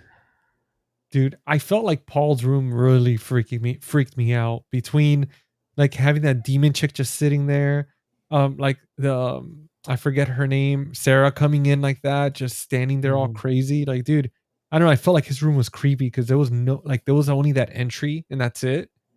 And it was just, at least the basement, I think, had the upstairs, it had the stairs to go upstairs and then some other door to get out or something. Yeah, I definitely have to. I feel like the basement. I mean, that's really where. I mean, you you like legitimately see some dark shit going on down there. Yeah. At one Yeah. point. Those freaking clowns. Those hooded figures. Yeah. Oh, Yep. dude, yeah. Well, how do you guys feel as far as because the director originally intended for this to be kind of like a short standalone film. Do you guys feel like if they didn't make any more of them and they just stuck with this first one, are you happy the way it ended? Do you feel like you learned enough of what was going on, or did it leave you with more questions? Kind of like in the movie, kind of like the show Lost type situation. I think it. I mean, I don't really have a lot to refer to just because I haven't watched all of them, but Yeah. as a standalone movie, I think it's great. If you were to just watch this on its own, I mean, it starts and ends, and not everything needs to be explained, and I'm okay with that. Yeah. Mm-hmm. I think it stands good on its own. It, like Steve said, it has a definite beginning, a definite conclusion, where it can be its own film, but clearly it's not, and they definitely expand on it. Yeah. Mhm. But yeah, I have no problem with it being its own film by itself. Yeah. No, I definitely noticed that, man. Like, it, like, even to the way they ended it, like, he ended it in a way that if they didn't have any other films, it's like, that's the way it is. Like, that's it. Like, unfortunately, curiosity killed the cat. They went in there and they were just freaking screwed, and that's it. But definitely love the direction that he's gone so far. Again, Steven, dude, I cannot wait for you to watch that sequel so we could talk about it. Like, I even we talk know. about it amongst ourselves, because like, I was very impressed. I was like, damn, this is it's hard, man. It's hard when movies don't, like, they don't do sequels justice, and they don't, they start off like 20 years later or something. It's like a whole different random people, and it's a whole it's its own thing. Well, But especially with sequels, I mean, there has to yeah, it has to be made with a purpose, right? Is it going yeah, to enhance the story? Is it going to enhance the Mhm. legacy, or is it going to hurt it? Because I think a lot of times movies, I don't. I mean, maybe it's more from the financial sense, but there's times where I feel like the sequels or prequels or requels or remakes or whatever the case is, just it doesn't feel justified. The reason why we're getting them, and yeah. I'm Yeah. curious to see like how the rest of the franchises, as the films go on. But Well, Jordan, since you've seen them all, and did you mention that you saw the new one as well, or you haven't seen it? I haven't seen it. No, No? it didn't play at my theater, so I had Oh. I wasn't able to see it. Well, I mean, going based on what you've seen so far, would you feel that you would want this franchise to continue on with like another 2 or 3 movies, or are you kind of like, you know what, they, for the most part, they've explained everything. I think I've had enough, Hell House. Well, I was surprised they announced another one, Okay. because I believe how the fourth one ends, they ended it like, okay, this feels final. It's a full circle moment, right? Yeah. mhm. So I was shocked to see the fifth one. I don't know I don't know nothing about the story. Yeah. All I know is it's not found footage. It's so that kind of sucks. Yeah. But I haven't seen it, so I can't really speak on that. I've But heard, I was surprised that they did do another one. dude, I've heard mixed reviews with that, with in particular, where it's like a lot of people were like, man, I wanted this to be found footage, and they were kind of disappointed it went like after like being the fifth movie, it's like now it changes to something else. So I'm curious to see how that affects the story and how it affects the immersion of the film. Because yeah, I mean with this one, I definitely felt like I was watching somebody's recording the way they did it. Like it was really good. And it wasn't Yeah. too shaky. How'd you guys feel about that? Like the whole Just at the end. At the end, Okay. it was I'll be honest, like, and I've seen a number of found footage movies where I think, even in we were talking about Wreck earlier, and there's times where I felt like that was kind of tough to see what was actually going on in certain scenes. But towards the end with this one, it was a little like, there's glitching and, the shaky camera. It can just be a little tough to figure out like where exactly they're at, or what's going on. But Yeah. other than that, I mean, I thought it was solid. Yeah, no, absolutely, man. And then my girlfriend Erin's here. Hey, hun. What's going on, Aaron? What's up, Aaron? She just I don't know if we have any Coraline fans out there, but she just got like this limited edition, like fully customized carved Coraline skateboard in the mail today. So she's actually no downstairs. way. Dude, like it looks sick, man. Like That's she's badass. She's doing an unboxing video downstairs for her channel and all that stuff, and for Now, her did she Instagram. watch Hell House with you? No, dude, she hasn't seen it. I have to, like, I gotta expose her to. I wanted to, like obviously for the episodes and all that stuff, I wanted to watch it, get on it right away. And she's been kind of prepping to go out of town for the next month and a half. Okay. Yep. So for work and everything, so she's kind of been a little tied up with that. But now I'm excited to, like, once she gets back, like in December, like expose her to the Hell House franchise, because you got to start Christmas off with a little horror. Poor Aaron. There you go. Descending into hell with Hell House. Dude, there we go. A little Christmas trees, a little eggnog, and some Hell House. Oh. That's funny. Talk about the holiday spirit. Dude, seriously, man. And look, we got Chase in here. What's up, Chase? What's going on, Chase? buddy? Dude, happy spooky season to you, man. Can't believe it. What? It's already the 7th. That's crazy. Dude, it's rolling along, man. Like we're pretty soon we're gonna be in Halloween week, just surprising everybody with all this nonstop Halloween action. I've got some more movies coming in that I'm excited to check out. Oh yeah, I got a lot. I have a backlog that I got to catch up on. Oh God, it's so bad, dude. It's like your very own Hell House. You're just gonna be surrounded in boxes. You're gonna be trapped. There's gonna be like strobe lights. It's like you gotta open the boxes to escape. Yeah, I literally have 3 boxes to my right now that are just I need to throw away. Dude, I did that earlier today. Actually, I had to throw out some boxes. I took advantage because the garbage people are coming tomorrow. So I was like, all right, I had to throw that. And that box itself was taking up a little bit of space. It was the Nightmare on Elm Street one. The box within the box, little China doll situation. I was like, all right, I'm keeping this. I'm not returning it. I got to get rid of this. Guys, well, let me ask you this. Is there anything else you want to touch base on the film, or do you want to jump into the rapid fire round? No, I mean, overall, I'm pleasantly surprised. I feel like this movie on rewatch, because the first time around I liked it. Second time around, I actually like fell in love with it. Things started to click. I get why people enjoy it. And I felt like the second viewing was in the perfect atmosphere to be able to watch this movie. Okay. Cool. Yeah, this is a movie where if you guys haven't seen it, even though you're hearing us talk about it and stuff, the good thing is that we managed to talk about the film without fully spoiling it. So, there's still gonna be a lot that you guys are gonna be surprised by. But make sure if you watch this movie, this is the type of movie, watch it in the dark. Watch it in the dark. It's gonna creep you out. Like, I mean, if you're hearing it from all three of us, that we're like, dude, there was moments where it was very unsettling, and it was just so subtle. It was just perfect the way they did it. It's definitely one of those that you think about after watching it for a while, and it'll stick with you for a bit.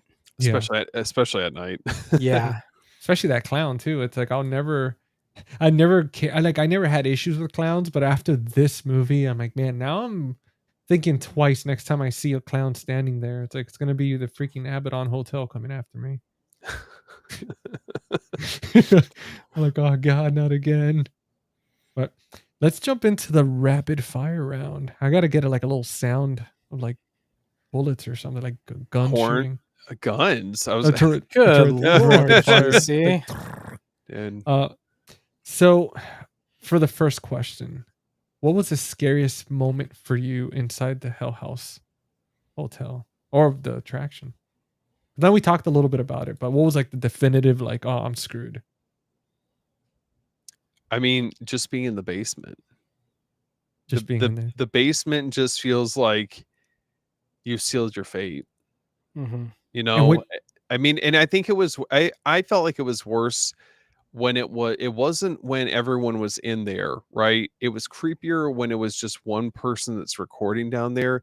And we've all been in a situation where you've been, down in your basement or, you know, like I go to, you guys know, obviously being in real estate, like there's times where I go to houses by myself and I'm not gonna lie to you, like I've had some really fucking creepy basements that I've had to, like go through, like we're down there, we're taking pictures and things like that. So, that's definitely something I can relate to. It's very, very Have creepy. you ever had any supernatural experiences going through yeah, houses? dude.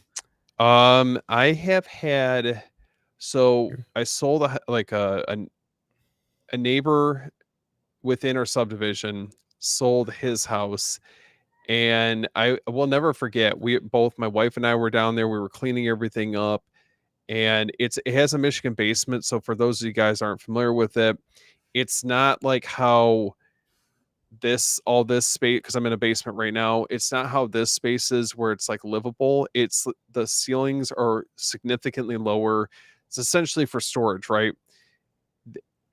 But this, I don't know how to explain it. It gives me goosebumps thinking about it. But um going down there, I remember we were like cleaning it up, and like the owner, it wasn't able to really take care of the basement, so we had to get it prepped and ready for people to stop by and check it out. So we're going through, and my wife and I were cleaning it up. I'm taking pictures and things like that, just to send to other clients. And I just remember us being in the basement, and I was like, it just doesn't feel right. Like it feels like something happened here. And there was just a very like spotty history with who's previously owned it before. Someone had previously passed away in the home, and there was just other people that had lived in there before, just kind of just very weird occurrences that have happened there. So that was probably the most like supernatural one that I've had. I don't know. Like you just trust your gut. And it wasn't just me, it was my wife as well. And both of us very spiritual. So it's like, if something doesn't set right, like I'm good. I'm not trying to. Dude, that's how you know. That's how you know, man, when it's like when you're with somebody and they both feel it. Did you guys feel it without talking about it, or did they, like look at each other type situation? Or I mean, it's one thing to watch these movies and you're in a safe space, and you can put yourself in the point of view from whoever you're watching, right? But to actually be down there in a very, very uncomfortable space, I mean, for my wife to get like that, I don't know. For both of us having a very mutual feeling, it just kind of freaked me out a little bit. And I've also been to like down in Detroit. I mean, there's like some very rough areas down there, and you go down to some of the basements, and it's just like the living barbarian condition. style. Oh, I'm telling you, man, like the living conditions down there, it's musty.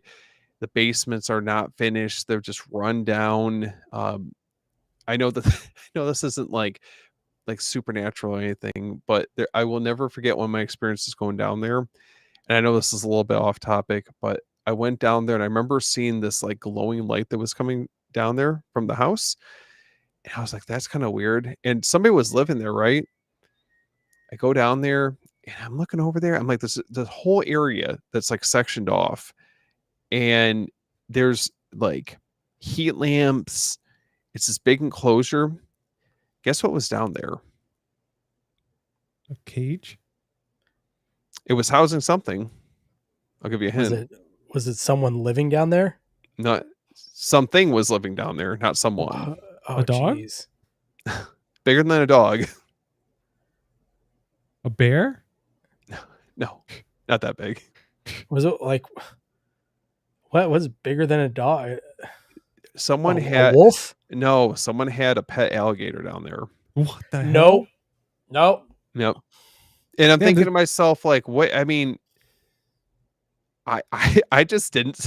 I told my client, I was like, yeah, no, I'm good. Dude, how do you, that's like Like- some Florida shit.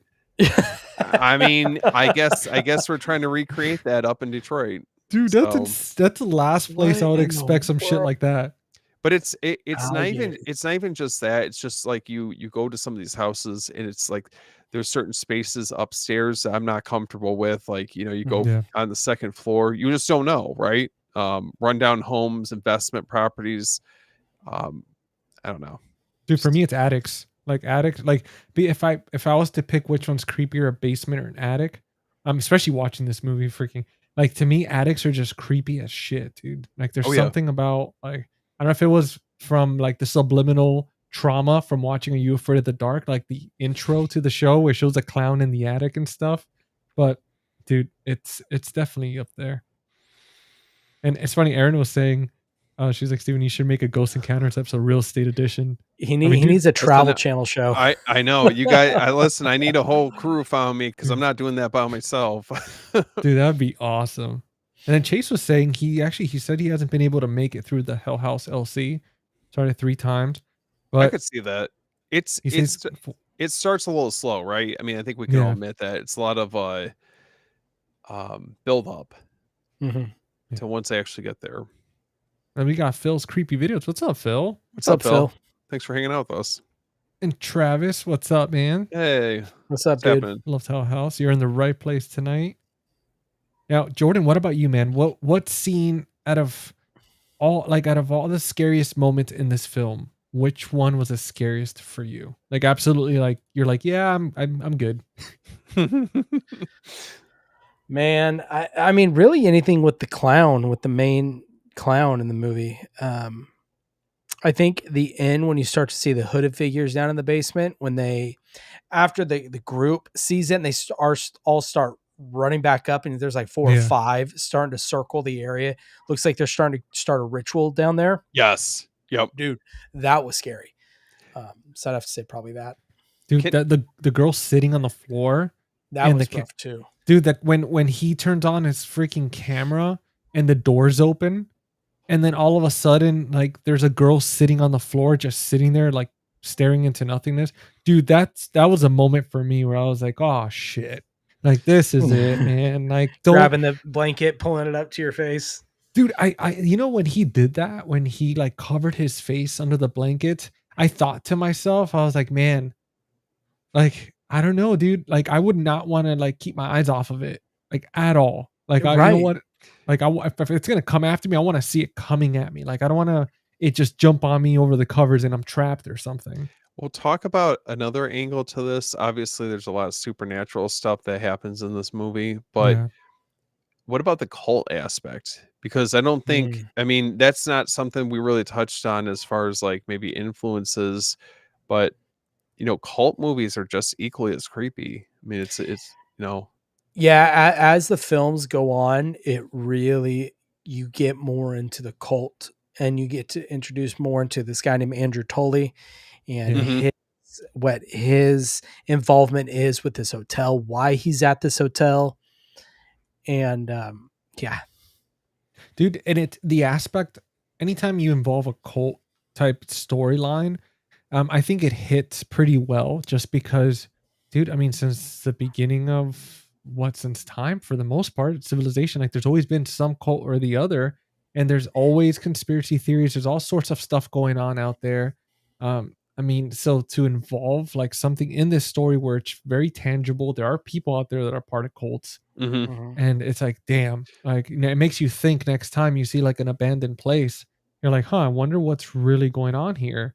Like, is there some cult in here or even fancy establishments? I mean, you look at the Overlook Hotel, right? I mean, obviously it's a movie, but that, it makes you think. It's like, what were those people doing? Like all these rich people, like they were just kind of sitting around and hanging out and stuff, and that's it. Like, no. And then you find out there's like more darker things going on. I yeah. I think you can definitely pick up on some maybe like minor influences of the occult, the satanic panic, type vibe that you get, once it gets to that extent, further down the basement. But yeah, I mean, overall, this movie definitely rolls in a lot of influences. I think it's pretty clear that Yeah. Stephen Cognetti definitely knows what he's doing. Yeah, for sure. I wonder if what experiences he has, man. I wonder if he's ever like had any crazy situations like that, or kind of like you were telling us your story, Steven. Like, I mean, we've all kind of had our own little creepy moments with certain things in life. So I wonder, like, if there was anything based on true story that was inspired him from his life to make this. I don't know. We'll have to have him on. We have to, man. And then Adrian was actually saying, true story. I was installing cable in a house, and this guy had a secret room in his attic with paintings of clouds. He really wanted Wi-Fi in that room. That's interesting. Clouds or clowns? I wonder if he met.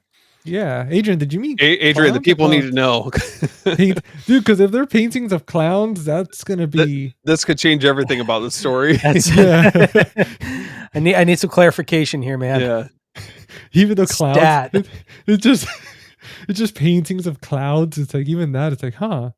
That's interesting. I'm like, the clowns don't seem so bad. If it's clowns, like, fucking forget about it, man. Yeah, dude. With an attic with a secret door with clown paintings, it's like, oh, dude, you can't pay me enough. I'd find a new job at that point. Sorry.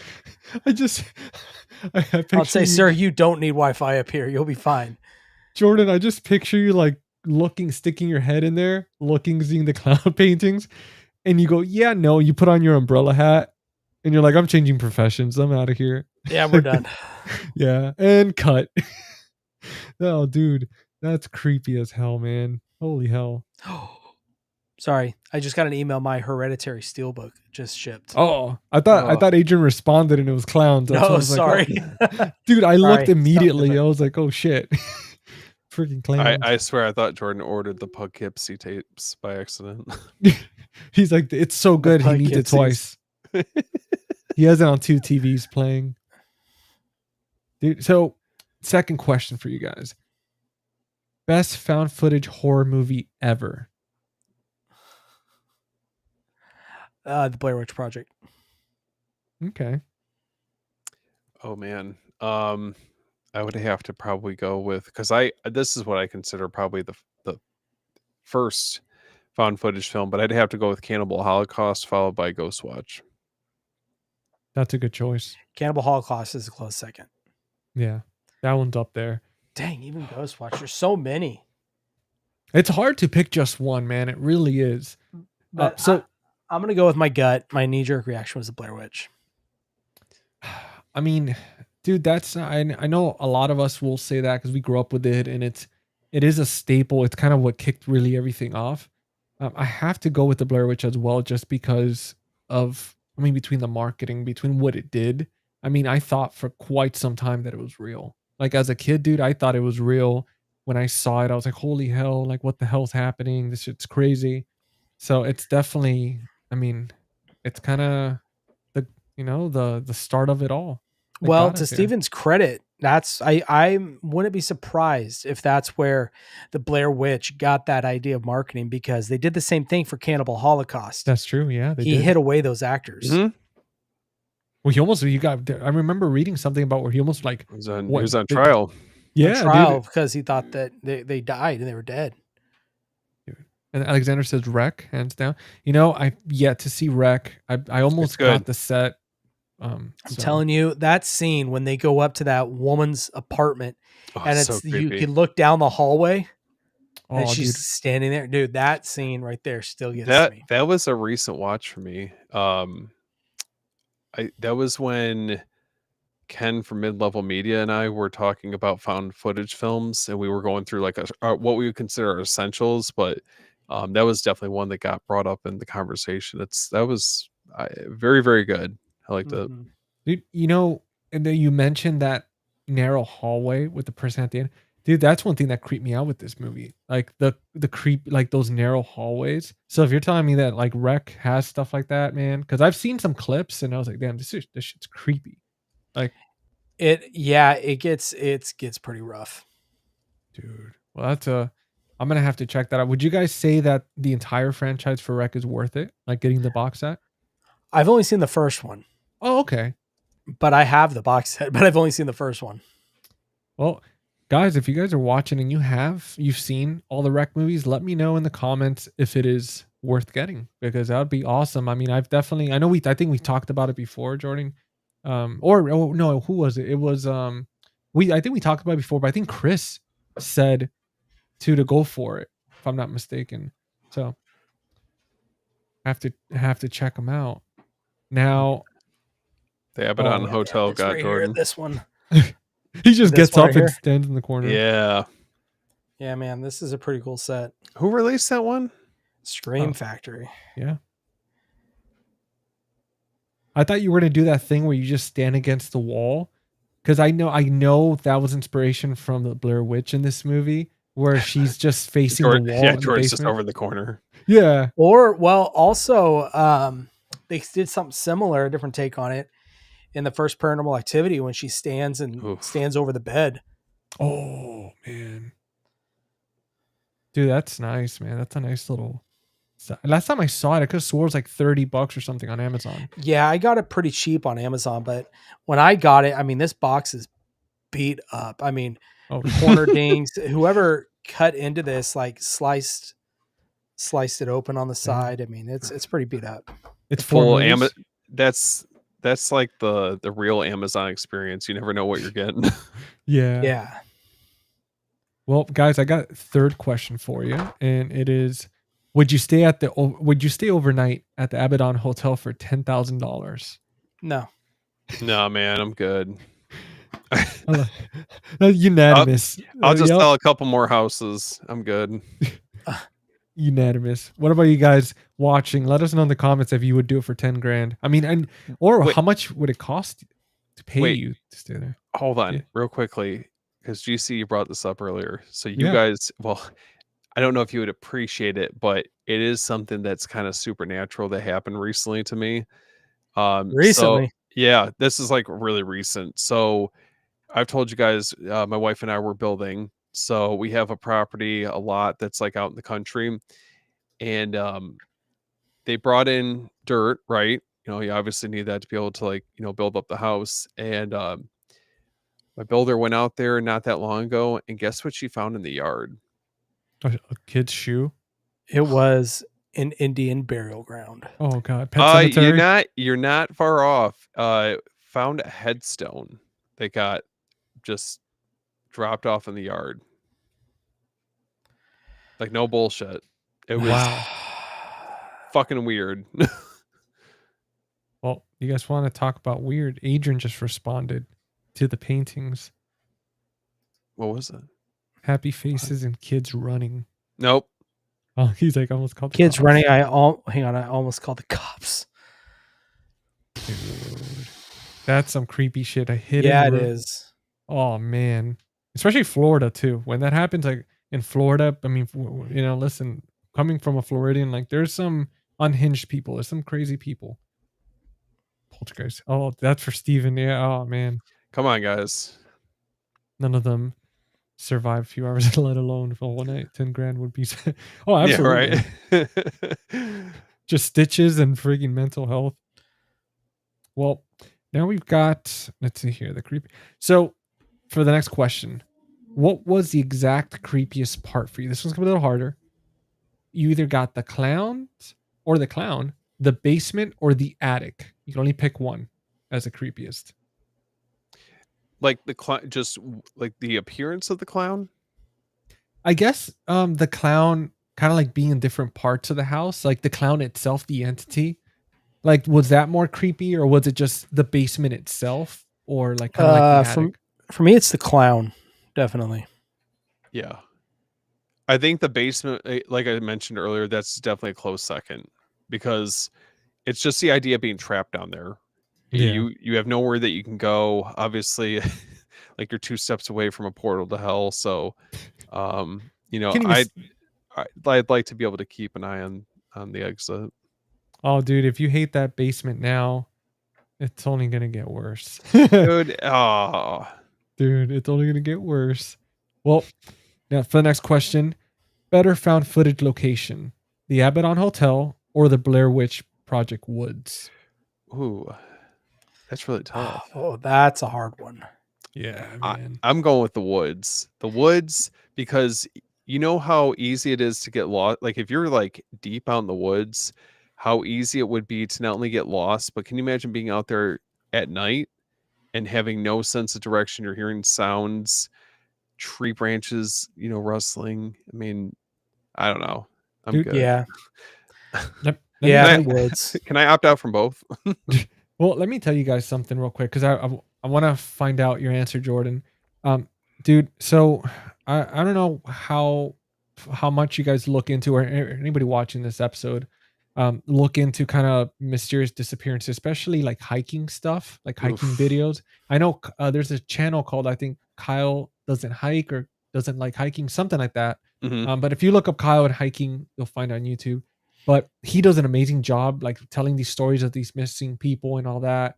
And let me tell you, I remember like when we planned a trip, me and my girlfriend, we planned a trip to South Carolina and stay with my buddy for a few days, go hiking. We love nature, all that good stuff. Yeah. And I started really doing a deep dive. I did it years before a hiking trip, but then did it again, made that mistake. And I started seeing all these new stories, modern, like not too long ago stories from the Appalachian Trail, which we're not too far from, and all these different areas of just people disappearing and all this crazy stuff. And obviously we've seen movies like The Hills Have Eyes. There's Mhm. stories where people, especially during the prohibition, they were hiding up in the hills and the mountains, Mhm. and they're kind of just living up there trying to stay away from the law and this and that. So a lot of crazy suspicious stuff. And I remember we went on this hike and it was long as hell, dude. Like it was me and her, we went this super long hike, pretty tedious. We are pretty drained by the time we got to the spot we were trying to get to. And it was kind of one of those, you're going down, so you're almost like kind of like trapping yourself like within the mountains. So and obviously if you've gone hiking, where whatever time the sun sets, it sets a lot faster within the mountain itself. So you have to kind of get out a lot sooner to get caught in the dark. But I remember thinking, I was like, dude, like I had an experience once where I was out there and stuff, and I went hiking with my friends, and I remember out of nowhere, like there was no wind, there was not a single sound, there wasn't a single animal out there, like there was Oof. nothing, dude, like nothing. And I remember thinking of all those like Bigfoot type um like videos, and they were talking about how like there's something around you, when there's something big around you when nothing else wants to be there, all the animals and stuff disappear. And I remember like when that happened, hiking down, we saw some people, and they were like, "Hey, like, were you guys over there earlier?" And I was like, "No, we were coming from this direction." And they were like, "Yeah, we saw something pretty tall, like moving around, and we're just kind of creeped out." And they were supposed to stay there overnight, and they were kind of Mhm. like worried. They're like, "I don't even think I want to do it." But dude, with that being said, I started thinking about that because me and my girlfriend were trying to head back, and I'm seeing the time, I'm seeing the sun setting, and I'm telling her, I was like, "Look, whatever we do, we cannot get caught at night here." No. Like it feels very creepy. And I remember as we're hiking out, and then we still had like maybe like 30, 45 minutes left. Mhm. And I'm thinking to myself, I'm like, dude, I feel like we're being followed. Like there's something Fuck out there. that. Dude, let Mm-mm. me tell you, Nope. like once we got to like the entrance, I didn't feel comfortable until we got to the exit of the entrance exit of the trail. But dude, the whole time I was just like, I kept looking back, kept looking up, because when you're walking on the trail, there's hills around. Like on one side, there's nothing. It's just you just fall, and then on the left side, it's just a hill. So there could be something up there just watching and stuff. But dude, it's so uncomfortable. It is so uncomfortable being out in the woods like at night, and especially when it starts getting dark and you start hearing certain things and cracklings and this and that, and you haven't seen a single soul for like an hour or two. Like, Well, you just don't know like who's yeah. going to be out there. That's the scary Mhm. part, is that I mean, you're so far removed from, you know, the city, you're far out there, you probably don't have the best cell service. I mean, um I mean, I've definitely dug into some stories where, they'll talk about how they had like weird encounters with hikers or people that were following them. You just never know. I mean, that's the scary part about it. Dude, if you were, I gotta, because you were talking about the basement story, dude, earlier. I've got a creepy one for you guys talking about like a haunted type house.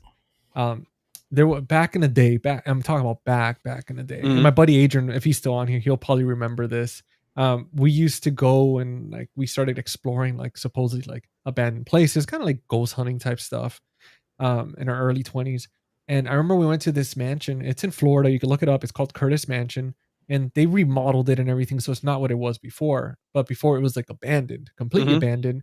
And the story is that there was I guess like a doctor or something and his wife that lived there and they wanted to have kids. And there were like something was happening with I guess they couldn't or something. And eventually like she started like this kind of like a daycare for kids and something happened where there was like a fire Mm. and pretty much like like I guess like the kids died and the Oof. wife died and the guy just kind of lost it. And from my understanding from the story is that he just kind of ended it himself in that house. And after that it just kind of started, the house sat there forever, nobody owned it, nobody lived there. And this is like an old, like it was an old mansion, like they had those like the porcelain type like tubs, like those giant ones, the heavy Mhm. ones.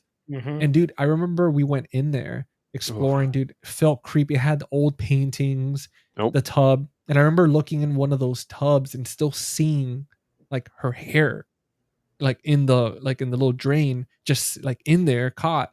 And dude, I remember feeling very uncomfortable there.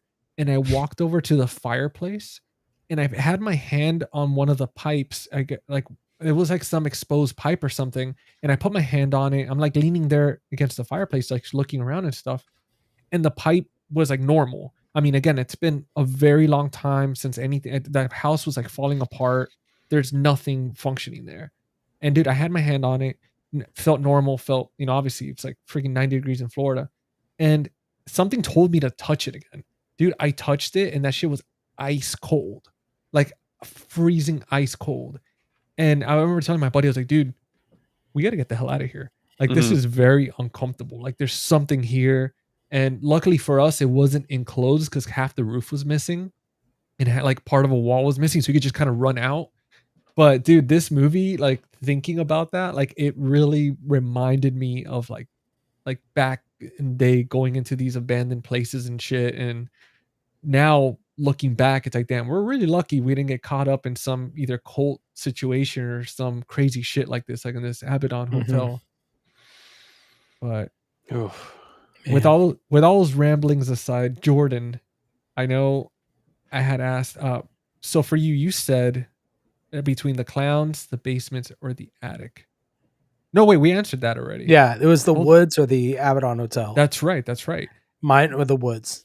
For sure, the woods. Ugh. Especially after this, you're like, nope. Yeah, especially after your story, man. No, thank you. You're like, yeah, I'm not gonna go. I think I'm just gonna hike in my yard. Like I'm good. Let's go on a Dude, treadmill. seriously, man. All right, now, which I think this one might be for you. Kind of answered this one, Jordan, a little bit earlier, Steven. I know you haven't seen it Mhm. yet. So for Jordan or for anybody else watching, as far as for sequels go, do you prefer Hell House 2 or Hell House 3? 2. 2? Okay. Mhm. That's a good one. Okay. I haven't seen the third, so now I'm curious after watching that one. Now, for the next one is what makes found footage horror work best? The mystery or the realism? Out of those two, I would say realism, and the reason I say that is because you are put in the perspective of the characters of the movie, so Yeah. they really make you feel like you are in there with them. It's Mhm. it's similar to playing a video game, a first person video game. You know, um, like the movie. I don't know if you guys play the game The Outlast, or Oh, dude, stuff like that. absolutely. That's Mhm. all first person. It's got that same feel that you are in there and you're experiencing whatever these characters in this movie is experiencing.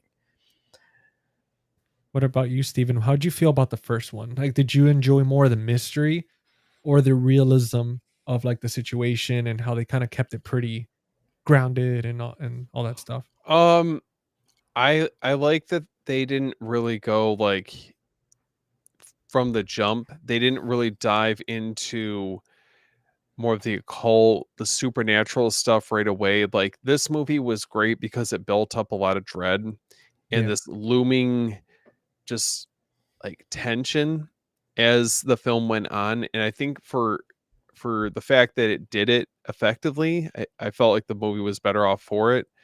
Because I think if you show too much too soon or you show too much of the clown, I just don't think it would work. I mean, you just never know. Like, behind every corner or hallway, you never know where they're going to appear. Yeah, that clown, before the clown even moved or did anything, I think that, I mean, that subtlety, the mystery, or the way they made it looked very mysterious. Like, it looked like Mm-hmm. that clown has been places, like it's been used for something. It's like, dude, this shit's like really, really creepy, Yeah. man. Alexander was saying the woods getting lost will be awful in the rain and the cold and the noises. Nope. Yeah, that's another thing too. If it's like raining or something, because the cold's not too bad, but with the rain and the darkness alone, like Yeah. that's already. And then Eli was saying the cave exploring videos. Yeah, for sure. I don't know if you guys saw that video of the guy that got stuck upside down. But dude, that's Like where he was like permanently trapped. yeah, Yeah. pretty much where Oh, they were no. just waiting. Yeah, dude, They that had to like right. I think they had to give him like sedatives or something till he passed. I don't think they could, because the thing is like because he was How upside tight it down. was. Yeah, and his legs, like he lost, there was no blood flow because all the blood was going down to like his upper body and stuff. So I think at one point like he couldn't feel much in his legs or something, and also there was like a lot of swelling. But I yeah, don't the even. dude, I can't even think about that. yeah, dude, it's Like it's creepy, man. well, okay. I don't know what's worse. It's like you have situations like that where these people like just end up in these horrific situations, or the worst ones are where they were just seen one day and they're never seen again. Yeah, Mhm. oh yeah, Just no explanation, nothing. dude, I'm telling you, people gotta stop putting themselves in these creepy situations. What's up, Brian? Hey, Brian. what's up, Brian? And guys, make sure to follow Eli's example. Hell yeah. Don't forget to slash that button and then just stomp on that sub button. We And appreciate it. We appreciate you guys all coming to hang out with us. Yeah, man.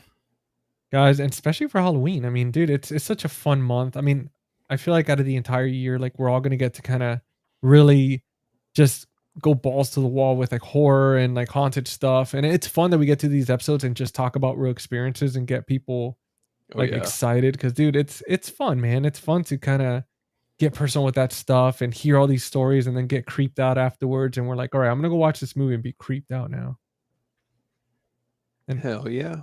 Alexander was saying both. I feel like can't have one with the other. The mystery makes you want to be there with them. And yeah, absolutely. I think for me, mystery, it's always one of those, you're like, man, like what's going to happen next? What the hell is going on? And I mean, obviously the realism too, like keeping it grounded and keeping it like Mhm. making you feel like it could happen to you. I think is what really sets it off and really makes it scary. Mm-hmm. But can't go with one without the other. Now, for the final question, is favorite haunted attraction gone wrong movie? Mm-hmm. What an attraction gone wrong? Well, you have this. You have Haunt. You have the Fun House. Yeah, the Funhouse is up there. I want to say Final Destination, but it's not haunted. Is there anything else? What else is there? I'm trying to look at my movies right now. I feel like Hellfest, but that's more of a slasher. Trying to see what other ones are. I mean, Haunt 2019. damn, that's tough. I would have to put either this movie or the Funhouse up there. Yeah, I'm gonna have to agree with you on that, I gotta just check can't- out this Haunt movie, man. dude. It's pretty good. It's like one of those extreme haunted houses, Yeah. and It takes, yeah, it's a good movie. Damn, I'm gonna check that out. I'm gonna add that to the Halloween list. Would you Office. consider House of a Thousand Corpses? I mean, it's not really like an attraction though. Yeah, But and it's not haunted. It's like sadistic.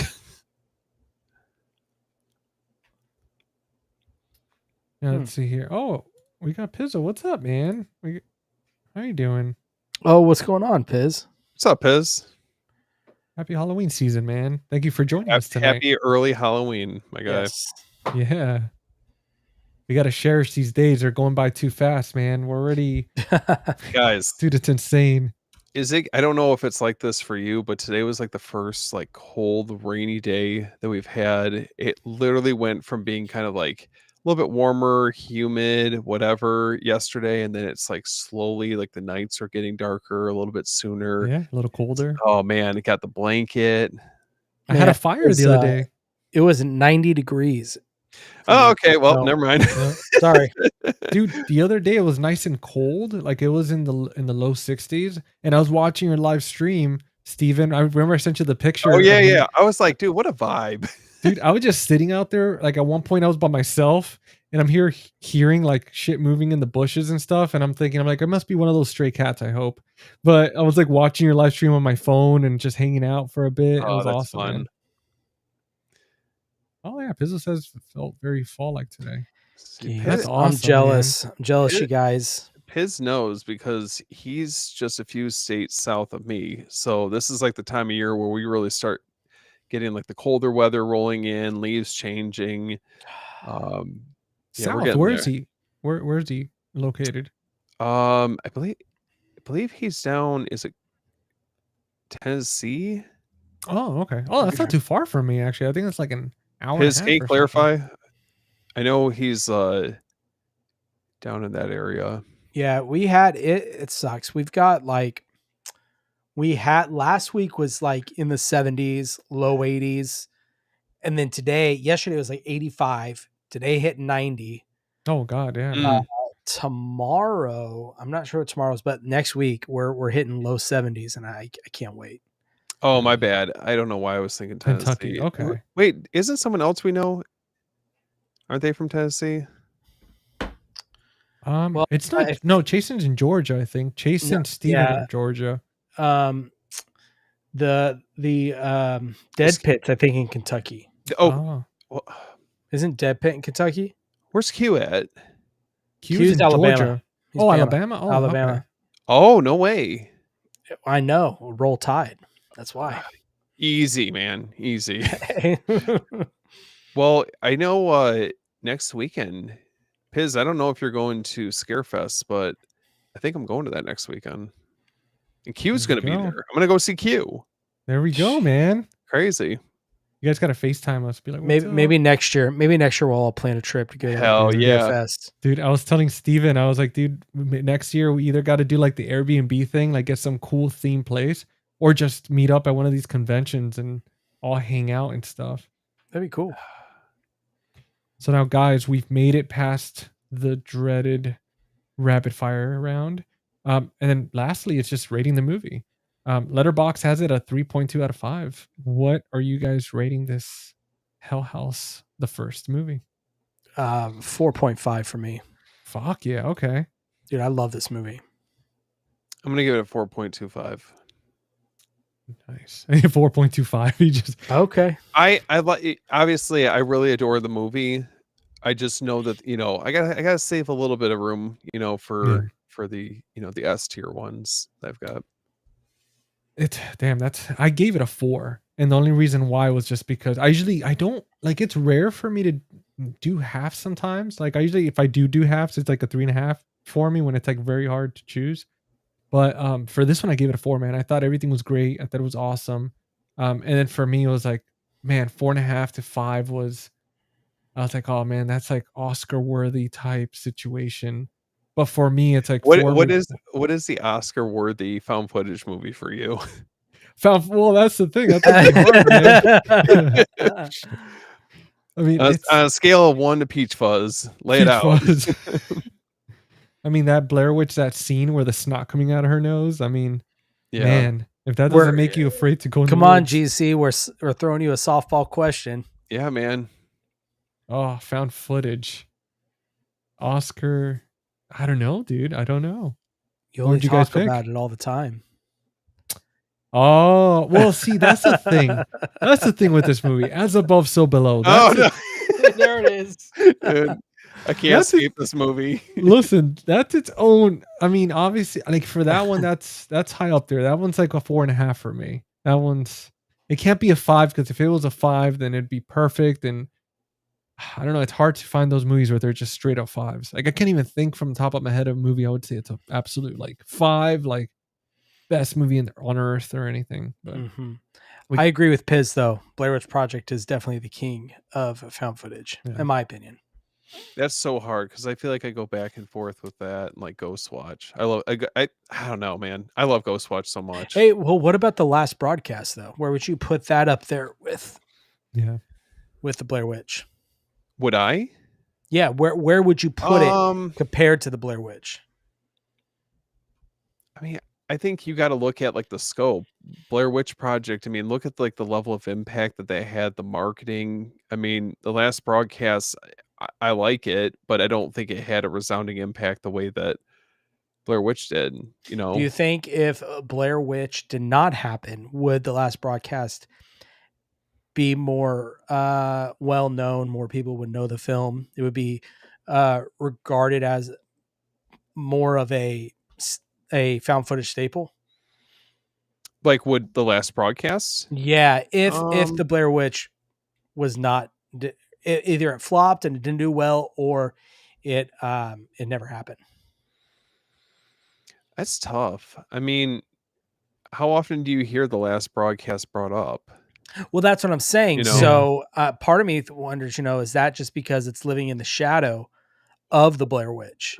Or what I wonder is if you didn't have the success of the Blair Witch, would that have would it have just started and stopped there? You know what I mean? Like it just That's wouldn't true. have had think about all the movies that the Blair Witch ended up inspiring as a result. I mean, we wouldn't have, I don't think, any of the other films on the list past Blair Witch. You wouldn't have a Lake Mungo. You wouldn't have Oh, for sure. No. this Paranormal Activity. I mean, I think a lot of them do owe their success. Well, maybe not necessarily their success, but maybe like the foundation of those films from the Blair Witch. Okay. Yeah, I mean, it's like Nightmare on Elm Street, man. I mean, like we were talking about that last night. Like having a movie like that with that certain storyline, certain type of villain arc, it really opens the way and inspires for other movies. I mean, and you have to have, in order for all these other horror movies to exist, it's like you have like Final Destination franchise, all that. You need New Line Cinema. You need this company. In order for that company to thrive, you needed the first Nightmare on Elm Street. So I mean, the Blair Witch kind of paid its dues in order for all these other movies to really thrive. I think the marketing is just fascinating behind that movie and how it was like lightning in a bottle, so I also look at it more for not only it being like such a phenomenal movie, but it's like a cultural zeitgeist in a lot of ways. Yeah. It's brilliant, man. I mean, it's something that when it comes to marketing, you definitely, regardless if you're in film and cinema or not, I mean, it's brilliant marketing. And I mean, obviously it attributes to Cannibal Holocaust or the way they marketed the film. I mean, dude, that's stuff that I'm pretty sure they either teach that in some type of cinema school or something like that, or marketing. But if they don't, they should have a crash course on that. That's just incredible. I mean, if you guys were to have your top 3, what would it consist of for found footage? Oof. I want to add this one on there because I definitely Hell House is up there for me. I'd say it would be number 2. Like for me, number 1, we all know it's As Above, So Below. And then number 2 is definitely this one, Hell House. And as far as for number 3, that's a hard one, man. Like I want to say for right now, I think maybe the Taking of Deborah Logan. That one really makes me uncomfortable. So that might be like the top 3 for me. I feel like there's one we're not talking about, and there's one that we haven't said yet. But I'm trying to think. If the chat can chime in, if there's any ones that we're missing, Yeah, let us know. We talk Quarantine, Wreck, the Conspiracy one. Damn, that's another one that's really good too. The Conspiracy is a really good one and really creepy. Oh, you know what? We didn't talk about this. That's a newer one. The Phoenix Lights. I think the Phoenix Lights. It's kind of like a found footagey type film. Has anybody seen this? Oh, dude, Gonjiam Haunted Asylum. I've been dying to watch it ever since I saw that video that you did. Watch it. I remember you doing that video saying how like you need to watch this movie. It's a Korean film, and it's about this YouTube channel that goes into this haunted asylum to try and break the record as the most streamed or views on a stream ever. And dude, for me, it would be the Blair Witch is number one for though. The Blair Witch, that's tough, guys. I know it's hard, my man. top three. Yeah. Okay, I'll say the Blair Witch. I'll say Cannibal Holocaust just because of how important that movie is. Regardless if you like it or not. If you don't like the movie, I completely understand. It's not for everybody. But the importance of it, I would put it up there. For the third, let's go with House LLC. We're talking about it. That's right. There we go. What about you, Steven? I think I'm going to have to go Cannibal Holocaust, Ghost Watch, and then the Blair Witch Project. For me personally. And that's just with the rewatchability or how often I find myself coming back to them. You know, like Ghost Watch for me is like a staple this time of year. Yeah. Blair Witch Project, I don't know about like you guys, but I always feel like that's more like a summer watch for me. Yeah. Hey, Paula. Yeah. What's up, Paula? What's going on? Oh, Piz said, did any of you guys see the last Hell? No, and I wanted to, but it wasn't playing at a theater near me, so I couldn't. I'm still trying to get caught up. The Visit's a good one. The Visit's creepy as hell. The Visit, I just couldn't get past the kid rapping. That's the only thing. Yeah. I was thinking, M. Night, what are you doing? I'll have to add that to the list. No, okay, so I've heard that is good. I know Umbrella did a release of that movie. And I believe, isn't it in one of the Arrow J-Horror? Isn't it the J-Horror box set I think it's in? Is it? I think it is. Yeah. The one that came out like maybe last year or earlier this year. I'm adding it to my watch list. Alexander, you're not wrong. Between That's Above So Below or Cannibal Holocaust. Every time we bring that up. It's a good movie. Listen. Paula, we are great. I appreciate fine art. Cinema. Yes. It's like the Martin Scorsese meme. Yeah. Cinema. Yeah, we dived into the House LLC movie. Not sure if you've seen it, but if you haven't, we highly recommend it. I know you came in a little late, but you'll have this recording. If you haven't seen the movie, go check it out. Come back, so you'll be able to enjoy some of the little tidbits and fun stuff we're talking about the film. But overall, it's safe to say we all rated it over 4 out of 5 stars. So, yep, and it's definitely a movie that I think is perfect for this time of year.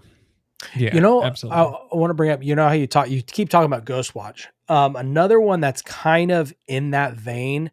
It was produced by BBC, I believe, as well. Nigel Neal was a part of it. And it's kind of a broadcast, the Stone Tape. Have you seen that? I've heard of it. Yeah. 101 Films put out a really cool box set not too long ago. It's very, here, I'll show you. I swear, if there's some glitch at the screen and then Jordan just stares there at his shelf. The funniest we had on one of the live streams with Christian where it kept glitching and he would just pause for a sec. And then you start doing that after. I'm like, I can't tell if your internet's messed up or what. Oh, so obviously Ghost Watch. It's this right here. GC, zoom in on that. Yeah, for the people at home. Show us the goods. Oh Wow. Let's take a look at this. This is on my 31 Nights of Halloween this year. so So it's fucking good. coming up. Dude. 101 Um, Films? Yeah, but That's- this is the one I was talking about too. The stone tape. Is it gonna come on?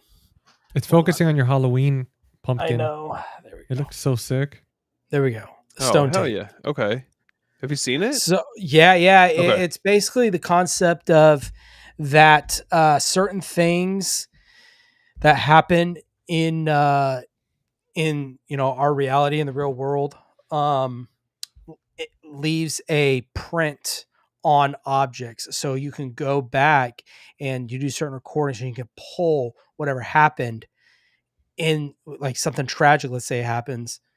You can take a certain recording and you're able to pull whatever happens. So it's like a permanent imprint onto an object. It's something similar to that. Dude, that's that, and it's funny because yeah, like Piz was saying that Yeah.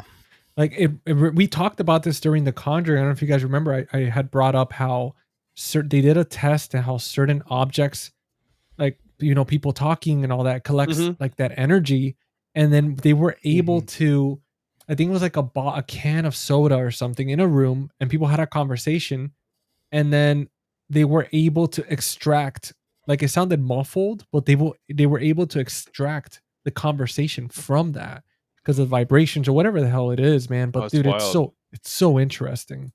Yeah. Yeah. This is great. Oh, dude, you opened Did it you up. That's did you get that when it first came out? Like that or Ghostwatch? Ghostwatch I didn't, but the stone tape I did. Okay. dude, that's sick, man. The Ghostwatch actually found on eBay someone was selling this with the last broadcast, like, Oh, as a bundle. no way. Damn, Mhm. dude. Wow. Jordan's always getting the cool stuff. Yeah, it's I don't know about that. well, the box set, I remember it's gone up, hasn't it, since then? Because I don't remember like paying a crazy amount for that when I first got it. Yeah. Yeah, I think a guy was selling this and the stone tape and what was it? And the last broadcast for like $50 for both of them. Damn. Damn, dude. But That's a hell of a deal. Jordan, you I peaked at don't. that time. That was that is when I peaked for Yep. sure. Those are good times, dude. Well, guys, I think we have actually survived the Abaddon Hotel stay. Not to mention, we got to stray along the way a little bit, talk about some of our favorite found footage movies. Too good. Jordan got to show off his cool sets. We got to give you guys some recommendations. Cal Ellie was saying that she got a ton of movies to add to her watch list. Hell to the yeah. stream. Nice. That's awesome. Glad that we're able to help out with that. It's like, oh wait, we got one more story in here. Let me see. Second story, I was in a Jamaican house and he had a room with a cow skull and monkey heads and candles with fresh blood dripping, and he said, "Don't go in that room." He's like, "I made something up and I left." And you stayed working for that company? Well, dude, I mean, Dude, it's No, thank you. I'll tell you guys something. So I used to work for Dish Network, and if I'm not mistaken, he might be working for Comcast, because it's really the only companies you have. Like in South Florida, you have Comcast. Dish Network's not around anymore, but they have like DirecTV, AT&T.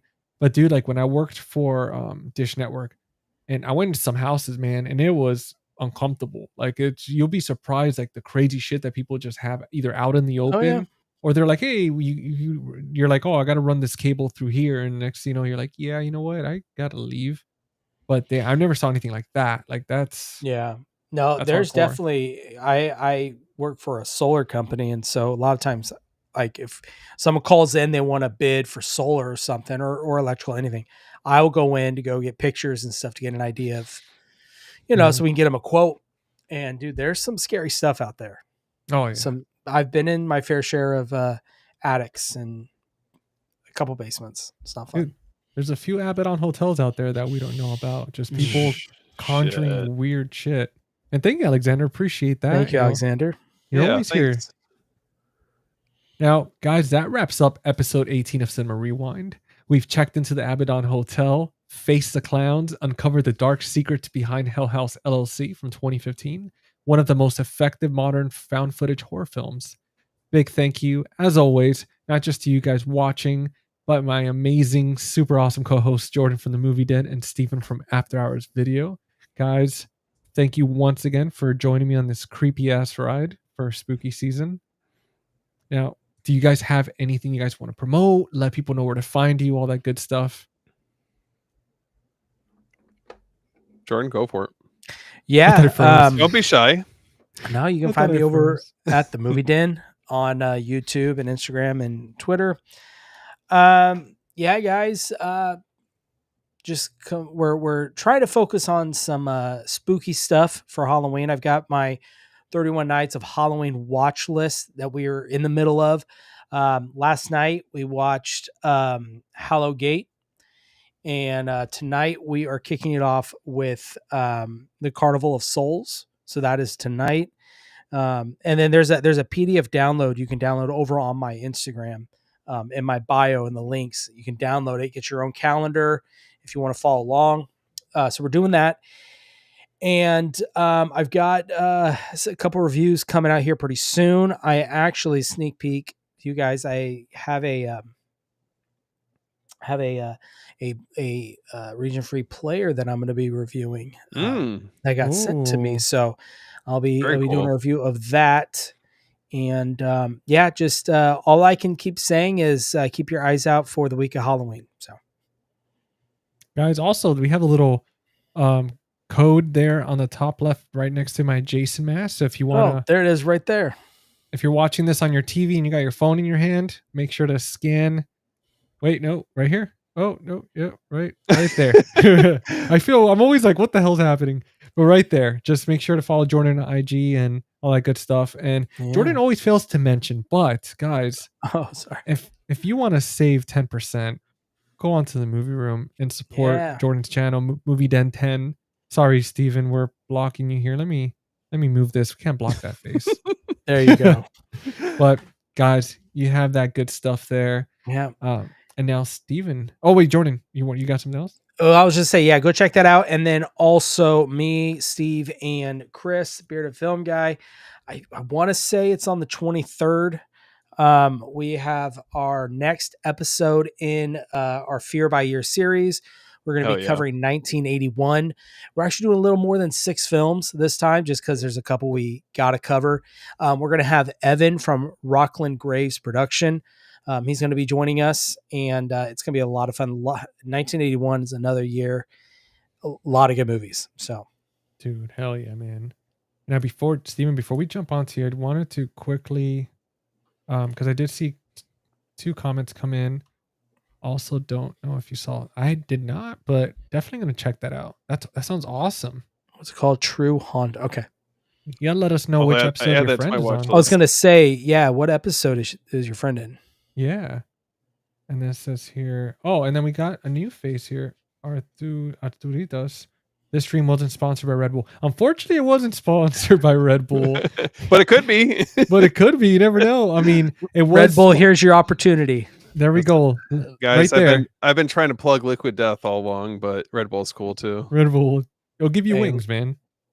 Liquid Death's pretty good though. Hell yeah. Thank you so much. Oh, thanks, man. Eli. Thanks, Eli. And you're awesome. Now, Steven, it's your turn. Let the people know where you're cooking up over there.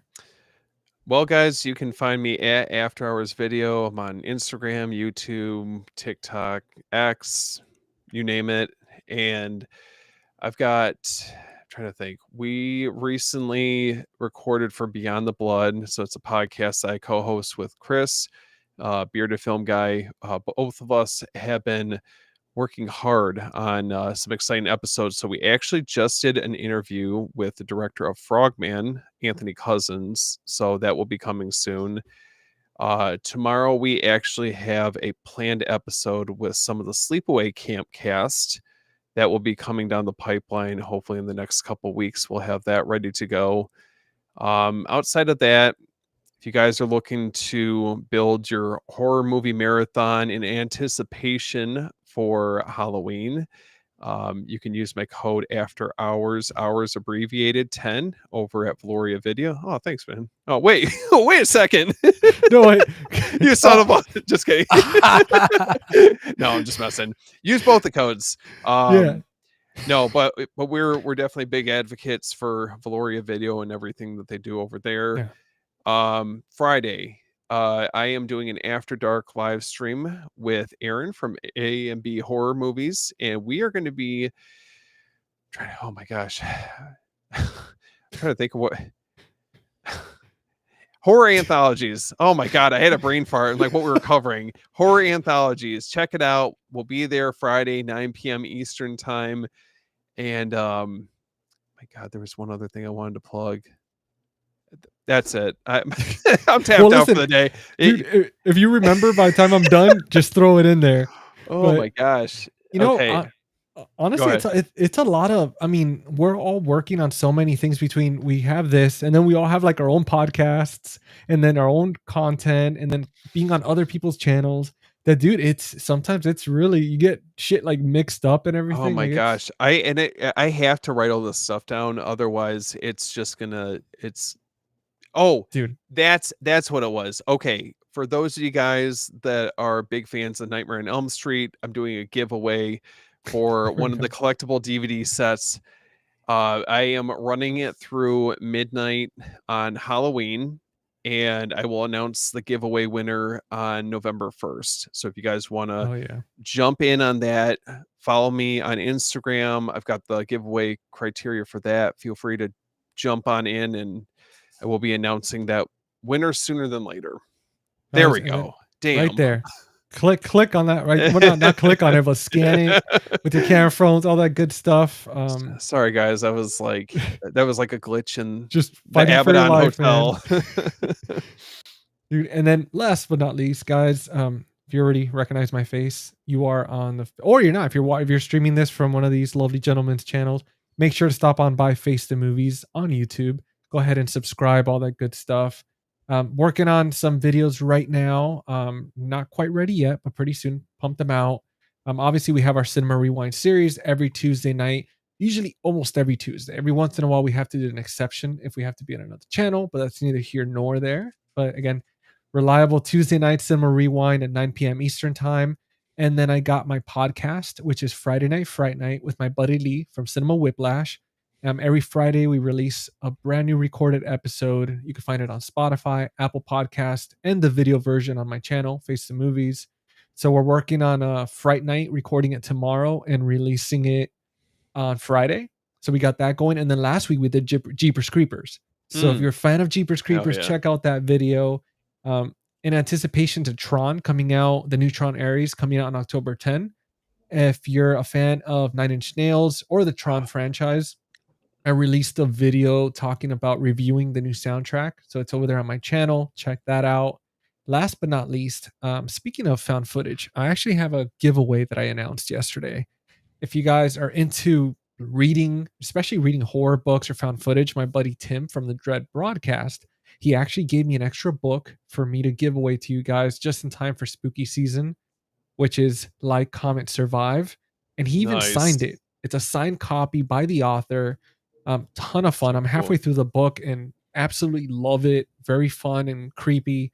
So I'm doing that giveaway. Check out my Instagram. Check out the reel with all the instructions. But I will announce the winner on the 21st, which is our Cinema Rewind episode, which is funny enough, the 21st episode. And we're talking about the movie 13 Ghosts. So if you guys are excited about the movie 13 Ghosts and Matthew Lillard and Scream and all that stuff, we're going to be talking about it then. As far as for next week, for a little teaser, we're going to be talking about The Witch from 2015. Yeah. So if you love that movie, if you love A24, next week, make sure to tune in for that. And again, guys, make sure to hit like, subscribe, all that stuff. Follow us on Instagram. Follow us on every platform, Letterboxd. Go check out all our crazy ratings. But love these guys. You know, it's such a blast being able to do these episodes with them and having you guys in the chat, you know, just commenting away and just being completely awesome. But until next time, guys, whatever you do, don't go into the Abaddon Hotel and sleep sweet. See you guys. Later, guys.